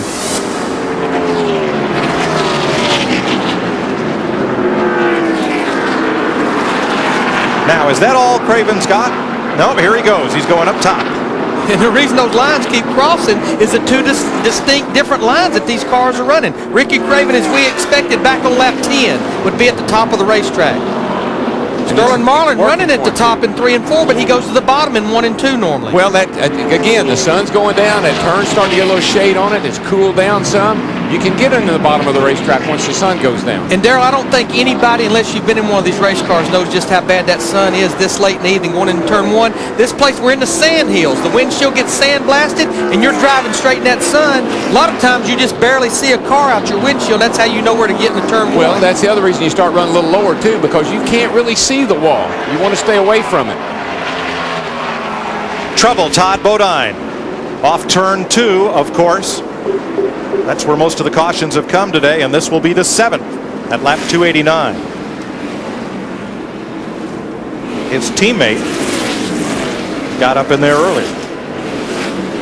Joe Nemechek. Again, this is Travis Carter's team. This is their last race with Kmart as a sponsor, and that 2-car team. Well, Nemechek's wrecked 3 times. I think Todd's wrecked a couple of times. Not a very good day.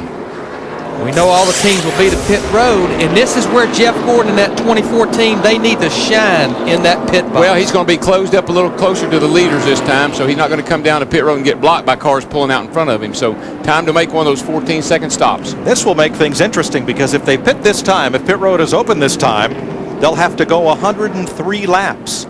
That's a long time. You might make it on gas, but those tires will be screaming. It's going to be close on everything. It'll be close on fuel and tires. That's what makes it interesting. Let's show you what happened to Todd Bodine.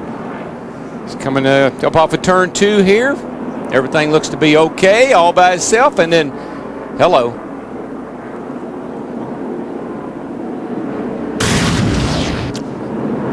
Dick Berggren. Well, Matt Kenseth is on his way in, 4,700 RPM in 2nd gear. They're going to make 1/4 round on the track bar. The only change they're making. This car is really right to that. And Todd Meredith helps index the tire in the front of Bobby Labonte's car. Just became a new father on Friday. No other changes. They are going to be 5 laps short when they pack this fuel cell full of fuel, making the distance, Steve. Well, Matt, the Jackman on the 20 20 car slips as he comes around. The right side tires went on well. They're going to go down 1 pound in the right front on that number 20. Stewart is away. Sterling Marlin right in front of him. Let me tell you, that 17 bunch is whooping out some pit stops now. That's the reason they're the world champion. Man, and they're proving it today. The fuel tanks in these cars can hold no more than 22 gallons. Each of those dump cans can hold no more than 11 gallons. So you're limited how much fuel you can legally get into the car. And while it is gasoline, it's not pump gasoline. It's 76 leaded 110 octane gasoline. That gives these cars all that horsepower. And Darrell, we always thought you won races because you got good fuel mileage. You just had more fuel, but I believe Jeannie Zelasco can update us on the 30 car. How'd you know that? Guys, Jeff Green is coming back for more, and it's not for a good reason. He got 4 tires with the last pit stop, but his water is fluctuating, and they think he might have a cracked cylinder head, so he's going to come back in here for another pit stop. They're going to put some water in and watch it. Disappointing for this team. Been running so well all day, guys. We'll keep you posted. But boy, the real winner on pit road, Rusty Wallace, he came in 8th. He's going out 3rd. That's what win races. You win them on pit road with that pit crew. Driver must have done a great job.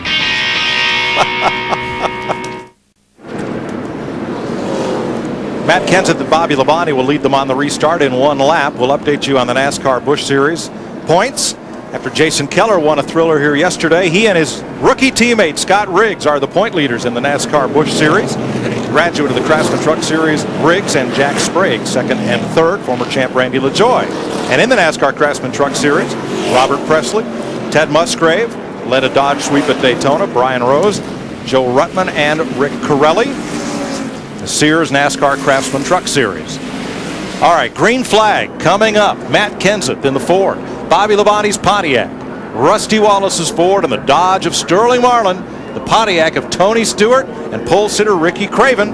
This may settle it right here. Right now, that crew chief is saying, don't let that 17 get away so far this time. 99 laps to go. Ooh. Spencer kind of squeezed up in front of Bobby Labonte there. I'm sure he didn't appreciate that. And here comes Harvick.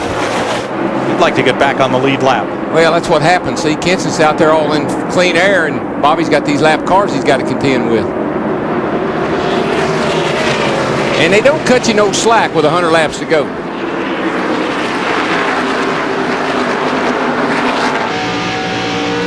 From Rusty Wallace.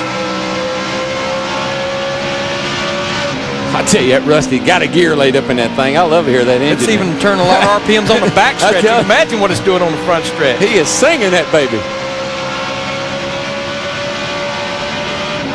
You know, he's had a good day. I mean, he's been in the top 10 all day long. He's had a really good day.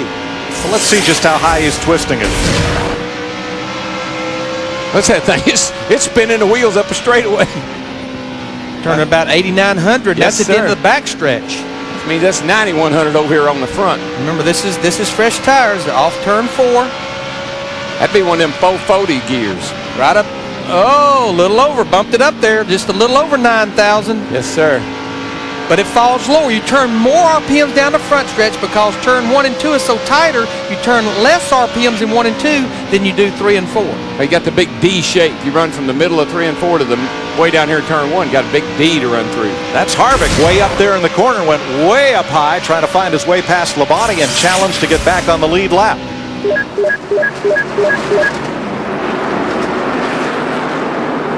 One spot back of Rusty Wallace. There's Sterling Marlin battling Ricky Craven. Steve? Hey guys, just listening to Sterling Marlin talking to crew chief or team manager Tony Glover. He wanted to know if the grill was cleaned off. Tony assured him that it was, and in the next breath he told the spotter on the 40, Lauren Ranier, he said, you go tell the spotter on the 48, if Jimmy Johnson keeps racing us that way, we're going to take him behind the woodshed. Let me tell you, when a boy from Columbia, Tennessee tells you that, probably believe it. I would believe him if I were you. There's Johnson in the 48, a rookie, Daytona pole sitter. He's a lap down here. And there is Johnson's co-owner with Rick Hendrick, Jeff Gordon. And Gordon now sits in 10th. Dick? Well, I just had a conversation with his crew chief, Robbie Loomis, and believe it or not, he managed to smile despite the screwy day they've had. Started way in the back of the pack, gone forward, spun on pit road. Now they're in 10th position. And Loomis said that the car has gone from loose to tight to loose to tight. This last round of pit stops, they tried to tighten it up again. Do not count Jeff Gordon out. He has run this race 9 times before and won it 3 times out of those 9 times. To see a lap ago right here coming off turn 2, the car behind him was Ward Burton, and Ward brushed the wall again 1 lap ago. Ward has the work. He just has a hard time on restarts. They got to have the air pressure so low that he just can't drive the car. About 10, 15 laps into a run, he's okay. And 2 things that happen on that low air pressure. Again, the car won't turn, but as he mentioned earlier, Tommy Baldwin mentioned, bottoming out. Yeah. Here's a guy we have to give a call to, Bobby Hamilton. He qualified 10th. We talked about it earlier in the broadcast. This is the car that Joe Nemechek drove to victory here in the fall race. They bring it here as the 55 car. He's running in 7th position. This is crew members talking right here between Joe Gibbs' teams, the 18 car, that's Mark Conquest. He looks over the entire engine program for Joe Gibbs, both teams, and they're talking here, and I'm sure what they're talking about right now, can they run that 101 or 2 laps on fuel? Matt Yoakum, is that what they're talking about? Well, Larry, you're exactly right, and the gentleman in the Home Depot uniform was Chris Woodward, the engine tuner on the 20 for Tony Stewart. How much are you going to be short? Both cars are about 2 to 3 laps short from going, no matter how you figure it. So, my best we are. Remember, guys, Bobby Labonte, normally known as a late starter, when he did win the championship, he won this race at the Rocks. They're hoping for another caution. Labonte second by 3 seconds to Matt Kenseth. Okay, guys, now I've been doing this for a while, and when those crew chiefs tell you they're going to be a couple of laps short, what usually happens? They usually make it. Well, but you still want you to be thinking about it. At, let's say, 5 miles a gallon, a couple of laps, half a gallon of gas. Yeah. And folks, all he's got to do is just stay right where he is. Follow somebody, squeeze up out of that throttle a little early. Don't get back in it quite as quickly, and don't hold it wide open quite as long, and you can get a couple extra laps out of it. Don't believe me, ask Hammond. As we've said, these cars will hold 22 gallons of fuel, but are the fuel cells configured so they can pick up all 22 gallons of fuel? Well, I always ask Hammond, I said, you get it full? And he said, no, just got 2 cans in it. 306 laps complete in the Subway 400. The Subway 400 is brought to you by Subway. Get on the right track with the delicious fresh-made taste from Subway. Subway, eat fresh. By Dodge, you can take life as it comes, or you can grab life by the horns. Dodge. By Valvoline's Max Life, the first motor oil formulated for higher mileage engines. And by Rocky Mountain Cold Coors Light. Are you ready for a cold one? Matt Kenseth, 4 seconds ahead of Bobby Labonte, who's been caught by Rusty Wallace and Ricky Craven. Sterling Marlin a close 5th. Next week, the land of screams and dreams. We headed to Las Vegas. NASCAR Winston Cup qualifying at 5 Eastern Time on Fox Sports Net on Friday. Las Vegas Speedway on Saturday, a big day. On FX, the NASCAR Busch Series presented by Midas at 3:30, followed by NASCAR Winston Cup practice. On Sunday, NASCAR this morning at 10 a.m. on the net. The UAW Daimler Chrysler 400. 3 p.m. Eastern Time on Fox. NASCAR Victory Lane wraps it all up Sunday night at 9 p.m. Now that's a No Bull 5 race. $1 million bonus at stake for these 5 drivers and the lucky fan who is paired with them in that Winston promotion. This is the top 5 finishers from the Talladega race in October. Watch this. You think this guy, he's leading the race by a considerable margin, and you think he's taking it easy and backing off? He got that left front below that white line. Now, unlike last week, it's not out of bounds. They figure it's enough penalty you get down there because the banking transition changes dramatically, and that's what upset Matt Kenseth in the 17 while ago. Well, you want to start in as low as you can because you know you're going to end up as high as you can. I tell you what, though, our pole sitter, 32 car, Ricky Craven, he's coming. This is a battle for 4th with Sterling Marlin. Sterling just got underneath him, Larry, and picked up the spot.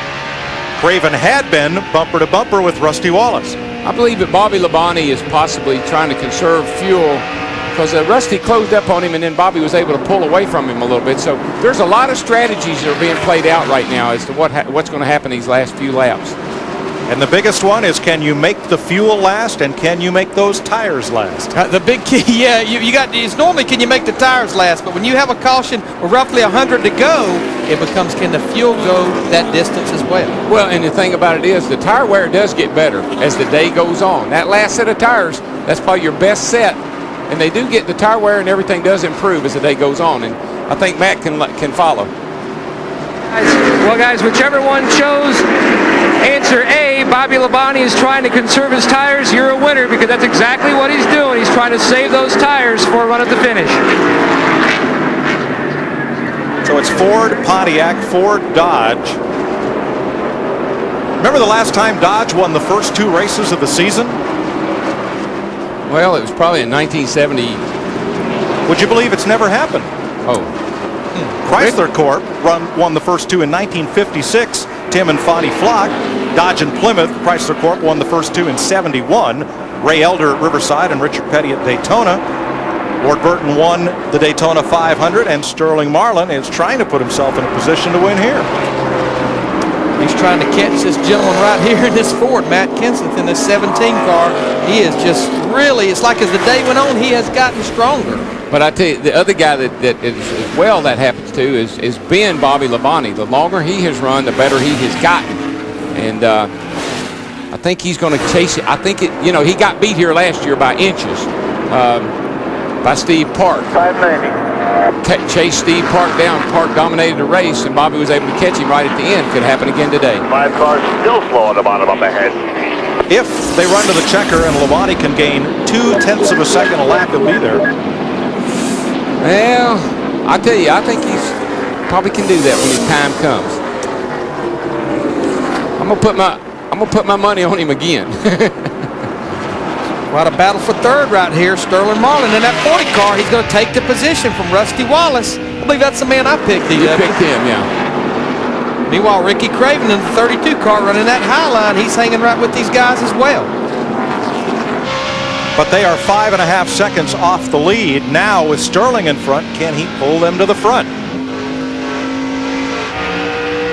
Steve? Hey, DW was talking a little bit ago, Mike, about how the spotters and the crew chiefs can pump up the driver. Well, Ricky Craven's doing it in reverse. He just told his team, you guys are doing an awesome job. I just need to focus on the end of the race now. Well, and he's got a good race car. He's been in the top 5 or 6 all day long. He's got pretty much the leaders in sight, everybody except Kenseth. If he bears down and he can pick up a little, he can get a great finish here. Look at Marlin. Look at the distance he's opened up on Rusty Wallace in just a couple of laps. And we'll talk about the Darlington stripe in a few weeks. Ward has been doing the Rockingham rub down on that turn 2 wall all day, but he's still in the hunt. I can't believe he's still going. I mean, he has whacked that wall down there in the middle of 1 and 2 about 3 times, really hard. He had the car up in the air at one time. Kurt Busch, part of that battle toward the tail end of the lead lap. Ryan Newman as they chase. Schrader. Oh, that was close. Remember Schrader in the 36. He was in that wreck on the backstretch earlier. The 97, Kurt Busch, and Ryan Newman, the 12. They were a lap down, got their lap back. Kurt Busch I tell you, we know he's fast because he drove away and left the leaders. That's how he got his lap back earlier. And there he is now. He just went around Ward, and he's on the move.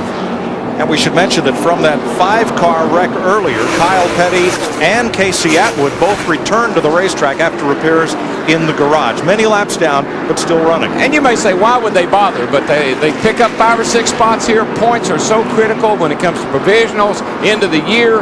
So many things. You got to think points all the time, every time you go on the racetrack.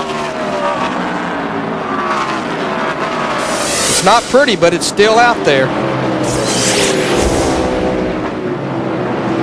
Matt Kenseth's lead now stands at 4.2 seconds.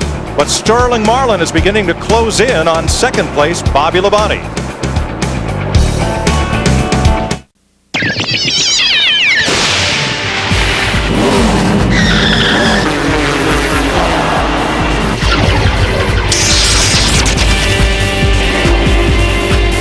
Looking for his second Winston Cup victory, Matt Kenseth has a 3.8 second lead. Bobby Labonte now holding his own against Sterling Marlin, Rusty Wallace, and Ricky Craven, the top 5. Tony Stewart 6th. Jeff Green has moved up to 7th. Neil Bonnet started 30th to win this. Kenseth today started 25th. Steve? Hey, Mike, we may have problems with that 32 car of Ricky Craven. He just said the car is shaking going into the corners. If it gets worse, I'm coming in. I'm pretty sure it's the right front, and the crew is already on the wall. Well, what that tells me is you use a lot of brake here. And he's been using the brakes, probably about got them worn out. The rotors are warped up a little bit, and that thing's starting to vibrate when he puts his foot on the brake. That would be my guess, because I've had it happen here a number of times. Craven is 5th. Kurt Busch was the only car at the end of the last caution flag to come in and top off the tank just before the green. He might have an extra 2 laps or so of fuel under that 97. And not only that, he's fast. I mean, it's not like he's going to use it. If he was to win this race, it would be not a big surprise because that car is fast. Jack Roush has several cars in this race, and he never plays a hand the same way as the rest of them. What's up, Matt? And Roush, known as a gas miser, always good on fuel mileage. Jimmy Fennig is the crew chief for Kurt Busch. Can you go the distance? No, we're going to be about 10 laps short. We can't make it, so as of now. When do you think you may try to make your final gas and go? Probably about 380, somewhere in there. 75, 380. Well, remember, Kurt Busch had a great race car here back in the fall, led 45 laps before engine failure ended his day. Here's a surprise. Johnny Benson, who started 3rd, is on pit road. Have to be an unscheduled stop. I think so. They just haven't had the kind of day I'm sure they were anticipating. Qualifying well like they did. Schrader up on the Schrader 2nd, him 3rd. I'm sure they thought they were going to be right up there all day. They've really struggled. Well, we know with this pit stop, he can go the distance. It's only been 43 laps since they were on pit road. But he'll go 2 laps down with the green flag stop. Ricky Craven after Rusty Wallace for 4th. Darryl, you talked about using a lot of brake. You know, this is one of those places you enter the corner so hard, and as you say, use the brake. You're using the brake 800 times here over the course of a 400-lap race. And, you know, we have brake openings that we try to cool those brakes, but as crew chiefs, we get so aggressive trying to run those openings smaller and smaller because we know tape on the front end. The more tape you run, the more it helps that front downforce. We've heard everybody saying they're tight. More front downforce helps that car to turn. Yep. 2nd place engine builder Mark Cronquist just down to confer with lead crew chief Robbie Reiser. He's just trying to find out if they think they can make it or not. You think they tell him? Oh yeah, they always share information with one. Yeah, one guy's in a Ford, one guy's in a Pontiac. Sure, he'll tell him everything he wants to know. All right, Johnny Benson made an unscheduled stop. Dick? Well, there were 2 reasons for the stop, Mike. One was that the car was wicked loose, and they decided they really needed to tighten it up, and simultaneously, they thought it was a good idea to short pit, come in before everybody else, get 4 fresh tires on that car, and make a run for the checker. To Jeannie. In the 30 pit, Jeff Green radioing in, saying these brakes are getting pretty soft. Darryl, as you said just moments ago, so much use, so he's trying to lay off them as much as he can, but he also has another problem. He is loose off and tight in the center. See, what happens is we harp, and the crew chief harps all day long, stay off the brake, stay off the brake. But as the tires wear down and the car wants to run up the hill the way it does, one way you can slow it down is early on you do it with the throttle to get it to turn, but later on you do it with the brake to get it to turn, and you may even trail brake a little.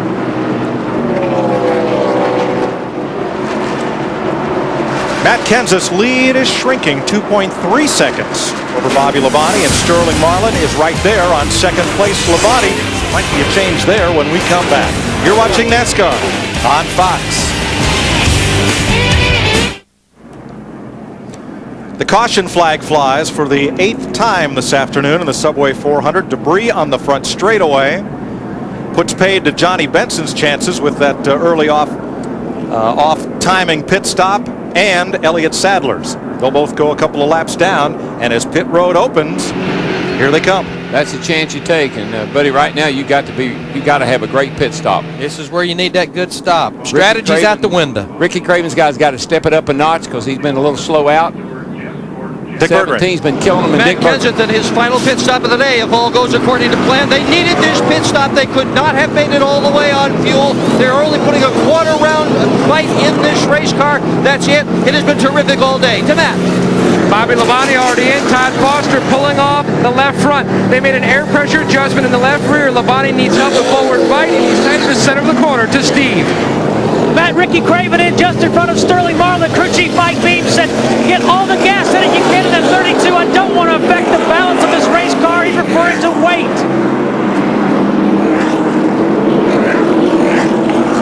.146 laps to go. Kenseth, Marlin, Labonte, the way they came onto pit road. We'll shuffle them off pit road for you when we come back to the Subway 400 on Fox.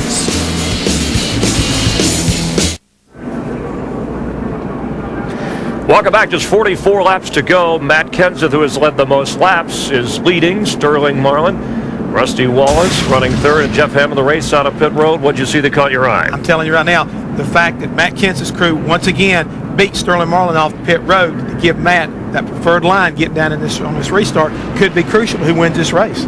Kenseth, the Winston Cup Rookie of the Year in 2000. His first career Winston Cup victory came nearby Charlotte in the Coca-Cola 600. Tonight on Fox Sports Net, get all the wrap-up you need from the weekend at Rockingham on NASCAR Victory Lane All Access. A full hour of interviews, highlights, analysis, wrapping up all the action from here, plus an exclusive All Access pass from one of NASCAR's fastest. Kenny Wallace takes you behind the scenes into what it takes to get ready for race day. It's NASCAR Victory Lane All Access tonight only on Fox Sports Net. Let's go back upstairs. They're ready to go green. Mike? Further update on David Bryant, the front tire carrier for Jimmy Johnson. He has broken his right leg and has been taken to Carolina Medical Center in Charlotte for treatment. All right, it's getting late in the day. That sun's setting down there. It's going to be hard to see. You got lap cars all around you. You got to try to win this race, and gas mileage and tires is out the window. Don't conserve anything. Bring me back nothing but the steering wheel. 42 laps to go.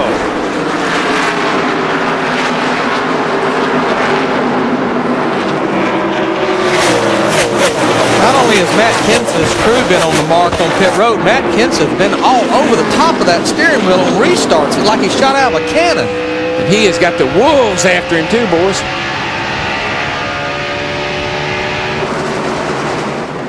Look at that. In one lap, he just drove off and left those cats.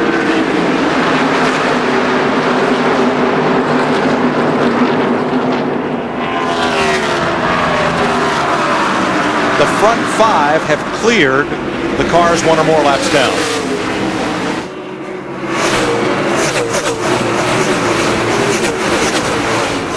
And even though these guys up front are racing for the win, there's guys back in here that are one lap down that are trying to, finish, be the first car one lap down. That's 20th place. Kevin Harvick is one lap down. And with everybody on new tires, they're all Superman now. Yes, sir. For a while.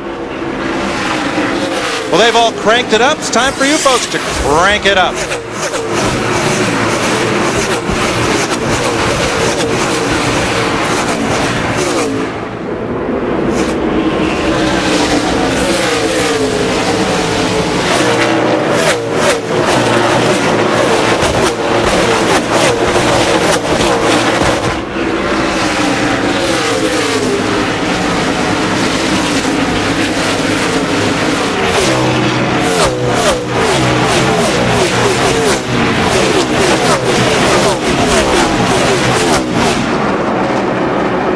Kenseth has jumped out to a 1-second lead, much as he did on that last restart. Right now, he's at least a tenth quicker than anybody behind him, faster than Sterling Marlin, faster than Rusty Wallace. Yeah, I don't know what adjustments they've made on that car today, but whatever they are, they have hit it right on the money. I mean, that thing has been awesome the second half of the race. That time he was 2.5 tenths quicker on that lap than Sterling Marlin. Keep doing what you're doing, looking nice and smooth. Giving him lap times and the interval back to the second place car.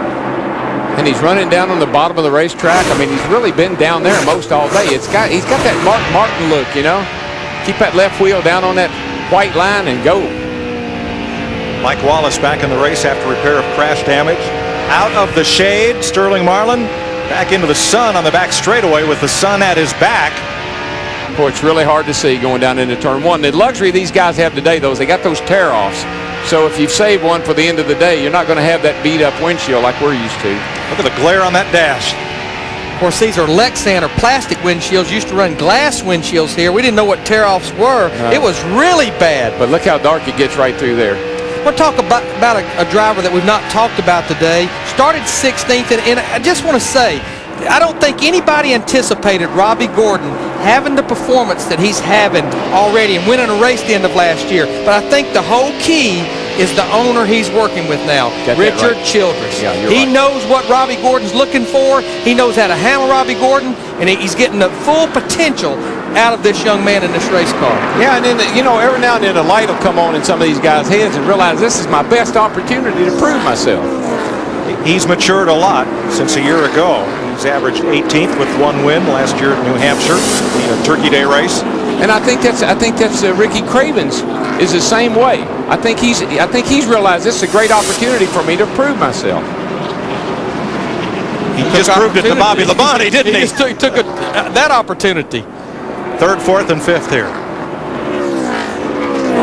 Well, if he's going to catch Matt Kenseth, he's going to have to pass all those guys pretty shortly. Last year, Craven started 41st in this race on a provisional.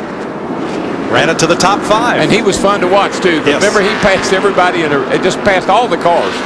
There he is, top of the racetrack right there. It's a little early right now. Rusty has those fresh tires. He's down on the bottom, gets a good bite off the corner right there off turn 2. This is the end of the track where he accelerates. He really comes through this end of the track. Ooh, car got a little bit loose with him that time. Back end stepped out on it. He's pushing it hard right now. He knows he's got to. There you go. Got it down on the bottom. See how much better the bottom of the track is down in 1 and 2 now? Well, especially and also with the fresher tires. We may see them back up there later on in this run. Got sun in 3 and 4, so you don't have a lot of grip on this end of the track, but you're picking up grip on the 1 and 2 end. Craven ran a lower line through 3 and 4 that time, and it paid off. He got right to Wallace's bumper. Here he goes. He's under him. Accelerate right past him. Hey, once you get to the thing where it was sticking at the bottom and you can get back in the throttle, you're going to beat that guy up on the outside. Well, 2 laps ago, he was all at the top of 1 and 2. Rusty was at the bottom. Now they flip-flop. Mike Skinner puff of smoke as he got up in the marbles, flames from out the exhaust pipe. And that may be the day for the Morgan McClure Chevy. Got to have a caution. That looks like a lot of Speedway. A lot of fluid looked like was coming out of that car back there. Track will be clear of cars. Yellow is out. Now Skinner was way up out of the groove when that let go, but he's up where some of those drivers like to run. So caution is out for the 9th time today. A little loose, but we better leave in this place. No one is in touch with the leader, Matt Kenseth, to try and get a lap back. Okay, guys. What do you want me to do? 4 tires. Yeah. 4 tires. Thank you. Spare too if you got one. Figured you'd like to hear that. Don't leave me out here. 28 laps to go. Got to come. You don't think anybody will try for track position? Oh, I think it's a two-edged sword. If the leaders go and I was middle of the pack, I might stay out. If the leaders stay out, I'm back the pack, I might come in. So it's just kind of see what the leaders do.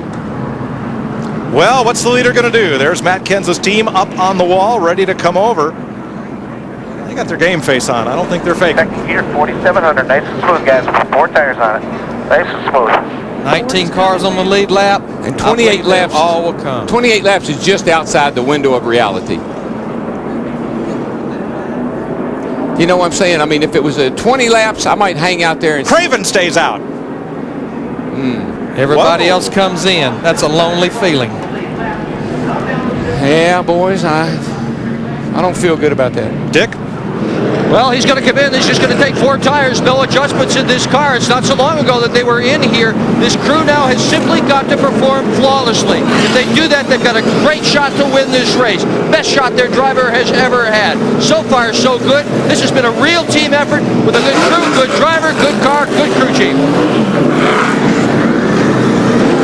Bobby Labonte's service is already done. He beats the 24 off pit road. 1 adjustment, air pressure in the right rear. Kenseth leads them down the end of pit road, but Rusty Wallace got out of the pit second. Then Marlin and Labonte and Ricky Craven. If he was the only driver on the lead lap not to pit, he's going to be the fella in the Bermuda shorts when everybody else is in the tuxedos. We'll see when we come back. This is NASCAR on Fox. Ricky Craven is about to take this restart as the leaders, but all the cars right behind him have 4 fresh tires. Boy, if he just doesn't have any help. I mean, there's nobody, everybody's got tires around him. He's a sitting duck.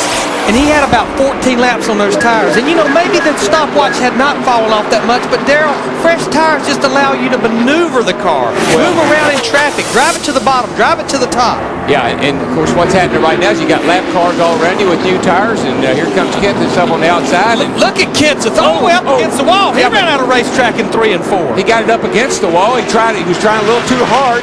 3 wide for second place. Rusty Wallace in the middle in the 2 car. Here's what they know, folks. And look at Sterling. He took advantage on the bottom of the racetrack right there. Now, this is when you say, hey, maybe those 4 old tires aren't too bad because these guys are going to wreck each other. As Kenseth and Wallace got together, Marlin took the low groove to the high road. This is why I love Winston Cup racing. It's unpredictable.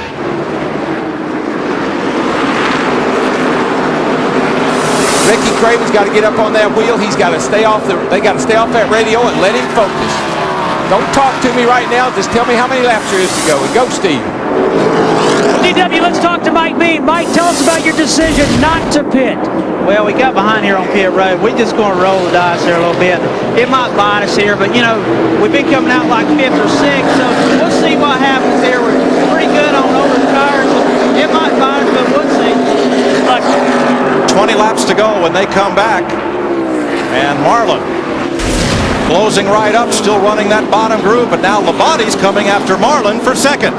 Right now on those fresh tires, cars biting good at the bottom. Bobby Labonte, though, to the low side, headed down the front stretch, falls back in behind Sterling, going into turn 1. Well, I don't know about y'all, but this is exciting stuff. When you got guys that kind of on different strategies, you got a guy on old tires, you got guys on new tires. Last year's finish was exciting. Steve Park beat Bobby Labonte by just a car length. Got a Ford, a Dodge, and a Pontiac. Got the fastest car, get trapped back here in traffic, trying to catch back up in Kenseth. But DW, you got to know when to hold them. You got to know when to fold them. And I think right now, Ricky Craven's going to be in a world of hurt. Oh, once they get by him, he'll fall back. He'll fall back to the clutches of probably Jeff Gordon. First, they got to get by him. Sterling's giving it a run. Ooh. Side by side, going into turn 1. Craven, he'll try to go to the high side right here. Whoa, Sterling got loose. The back end got sucked around as they went down in the corner, and he's going to put the slide job on him and take the lead. Clear all around. Nice and smooth, and you'll check out. Sterling Marlin trying to give Dodge wins in the first 2 races of the season for the first time in the 54-year history of NASCAR. And Kenseth is closing back in too. Bobby Labonte taking a look on the inside of Ricky Craven down into turn 1, and he'll take the position. He'll gas it and come off ahead of him. He'll put the slide job on him, come up in front of him. Down the back they go. Boogity, boogity. All right. Rusty Wallace dropping back into the clutches of Jeff Burton and Jeff Gordon. Here comes Jeff Gordon on the bottom underneath Burton and Wallace. We got racing everywhere.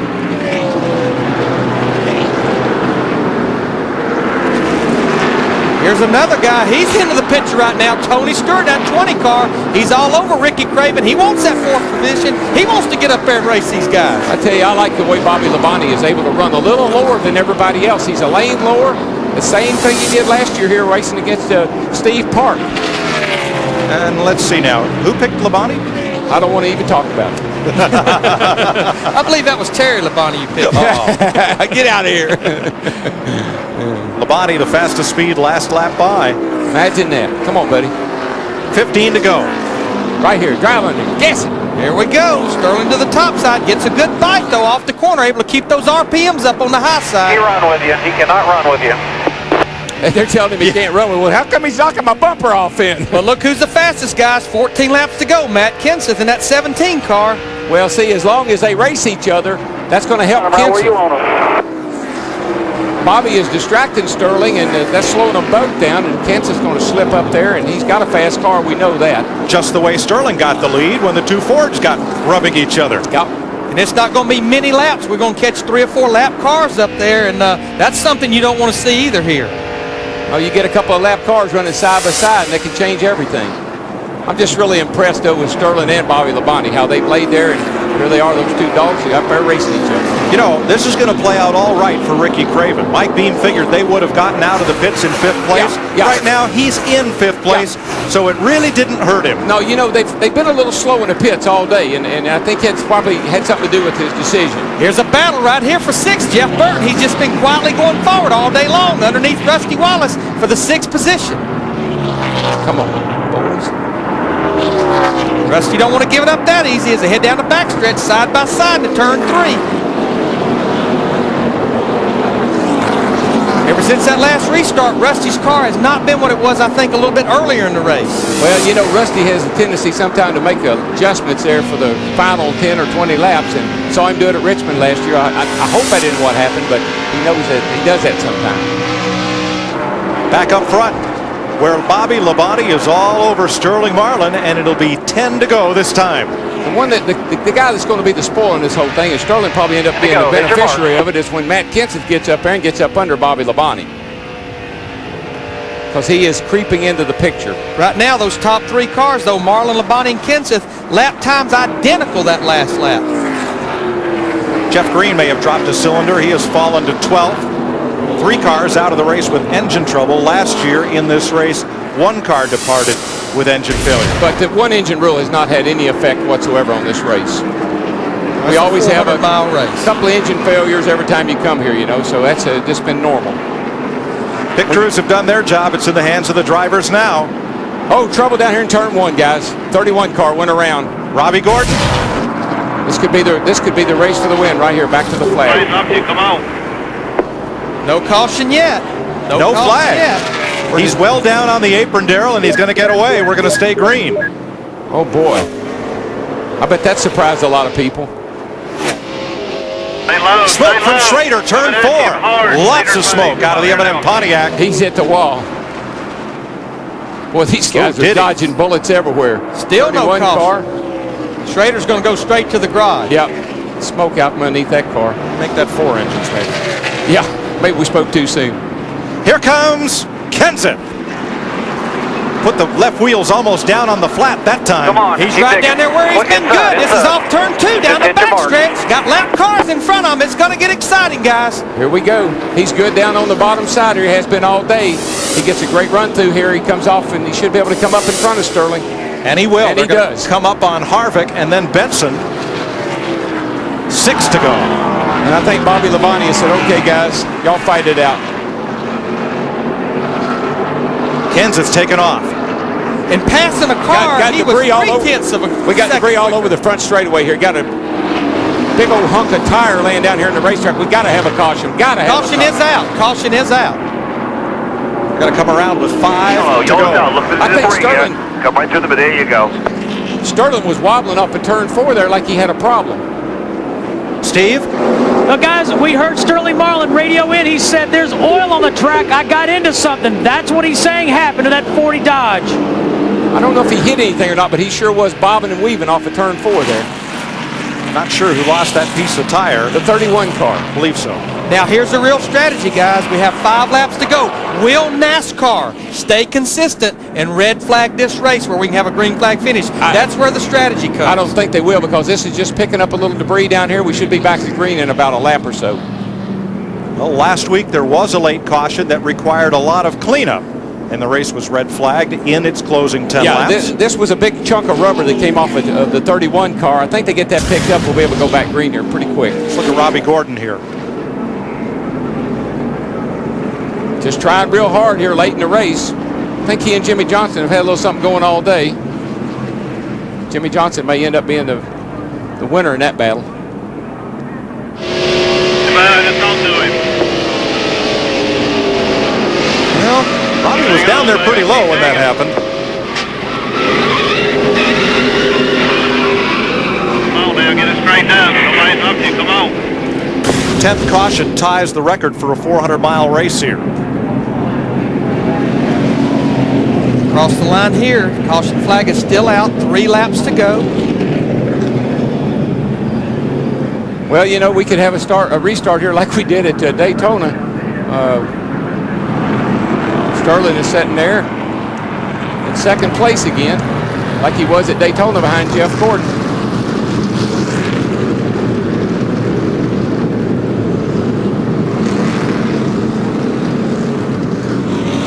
Well, they would have to give one to go next time by, but they have not had time yet to open pit road, so the cars could make stops.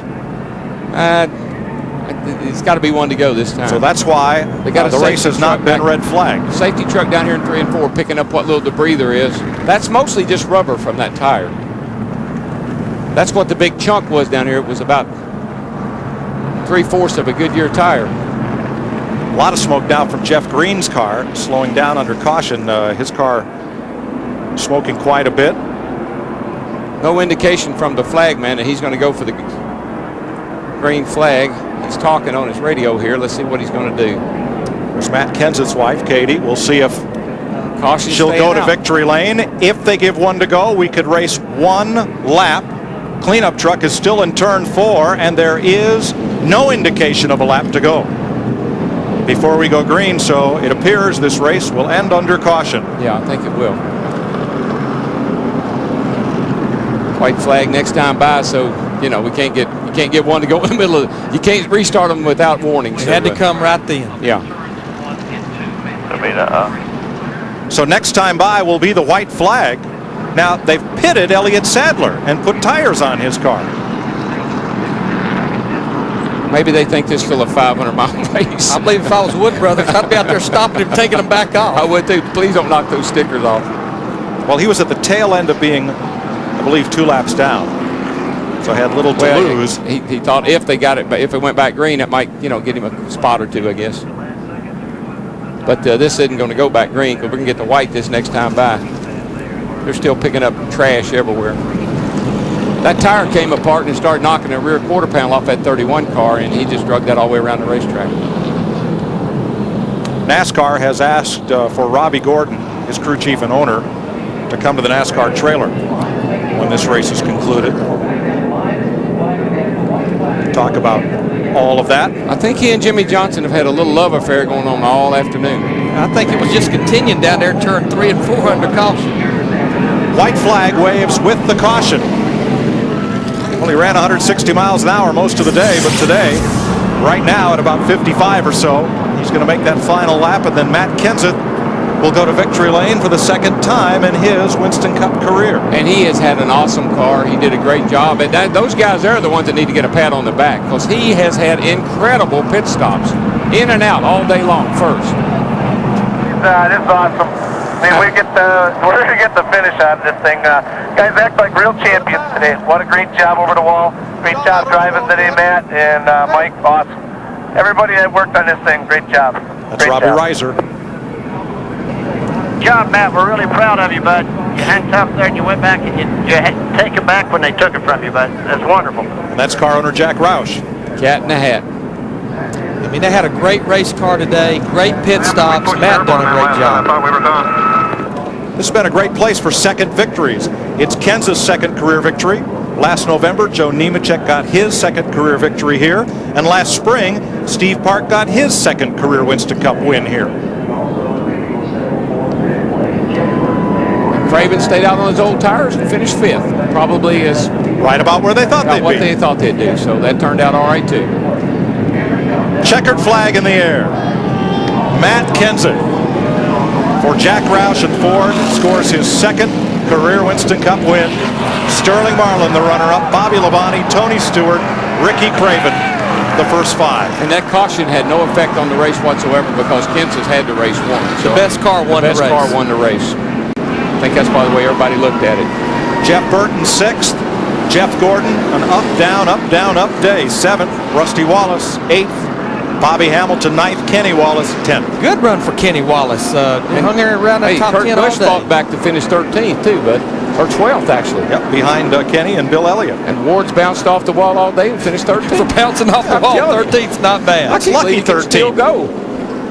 Ryan Newman, highest finishing rookie, 14th. John Andretti 15th. Terry Labonte, Ricky Rudd, Jeff Green, and Kevin Harvick finished on the lead lap. And Spence was for a 20th, the first car lap down. And the way his day started off, I'd have never believed that. So welcome to our Subway post-race show as Matt Kenseth makes his way around. toward victory lane.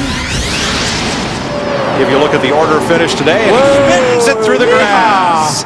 All right. I like that. Now, he knows how to do burnouts. Now, I said earlier, Kenseth from Wisconsin, great short tracker. Probably did a little dirt tracking in his days. Oh, yeah. I love that slide. I don't believe he's quite done yet. I think there's more to come. Stay tuned. He is the 8th different winner in the last 8 races here at the Rock. Back it down there, bud. You got cars everywhere. Let's bring her on down here and get you a cool drink of water. Tell them how you did it. Ford, Dodge, 2 Pontiacs, and a Ford, the top 5. Then 2 Fords and 3 Chevys in the top 10. But Jeff Gordon coming from the back twice. Started back there at the beginning of the race, made his way to the front, had the situation on pit road, spinning out, comes back to finish 7th. All these are lead lap cars. Ryan Newman, the highest rookie in the race there, in 14th. Jimmy Spencer, the first car 1 lap down. Mark Martin got a lap down early, held on for 21st. Johnny Benson. 37 cars were running at the conclusion. Dale Jarrett in that 88 car. Seemed like he had the dominant car. Engine expires, out for the day. With the runner-up, Steve Burns. Sterling Marlin, great run today, but man, you almost put her in the wall. Yeah, I don't know. I guess somebody, 31 car wrecked again at the end and got another wild finish here, but got an oil like got in the fence, and Matt got by us. You know, Matt drove a real good race all day. He run good. The Coors Light Dodge is great on long runs, and thought we had them where we need them, and just come a little short. Can't understand the red flag situation, but cost us last week, and what have we done today. All right, thanks, Sterling. Let's go back upstairs. Sterling talking about the fact that last week's race got a red flag and then a quick restart. Today, because of the circumstances of the caution, there was not a red flag. Just not enough laps to go here. You had 5 to go at Daytona, and here you only had 3, so there's no way to get the mess cleaned up. I don't think that's really a big factor today. I can feel his pain. I know how he feels, but nonetheless, I think it turned out for the best.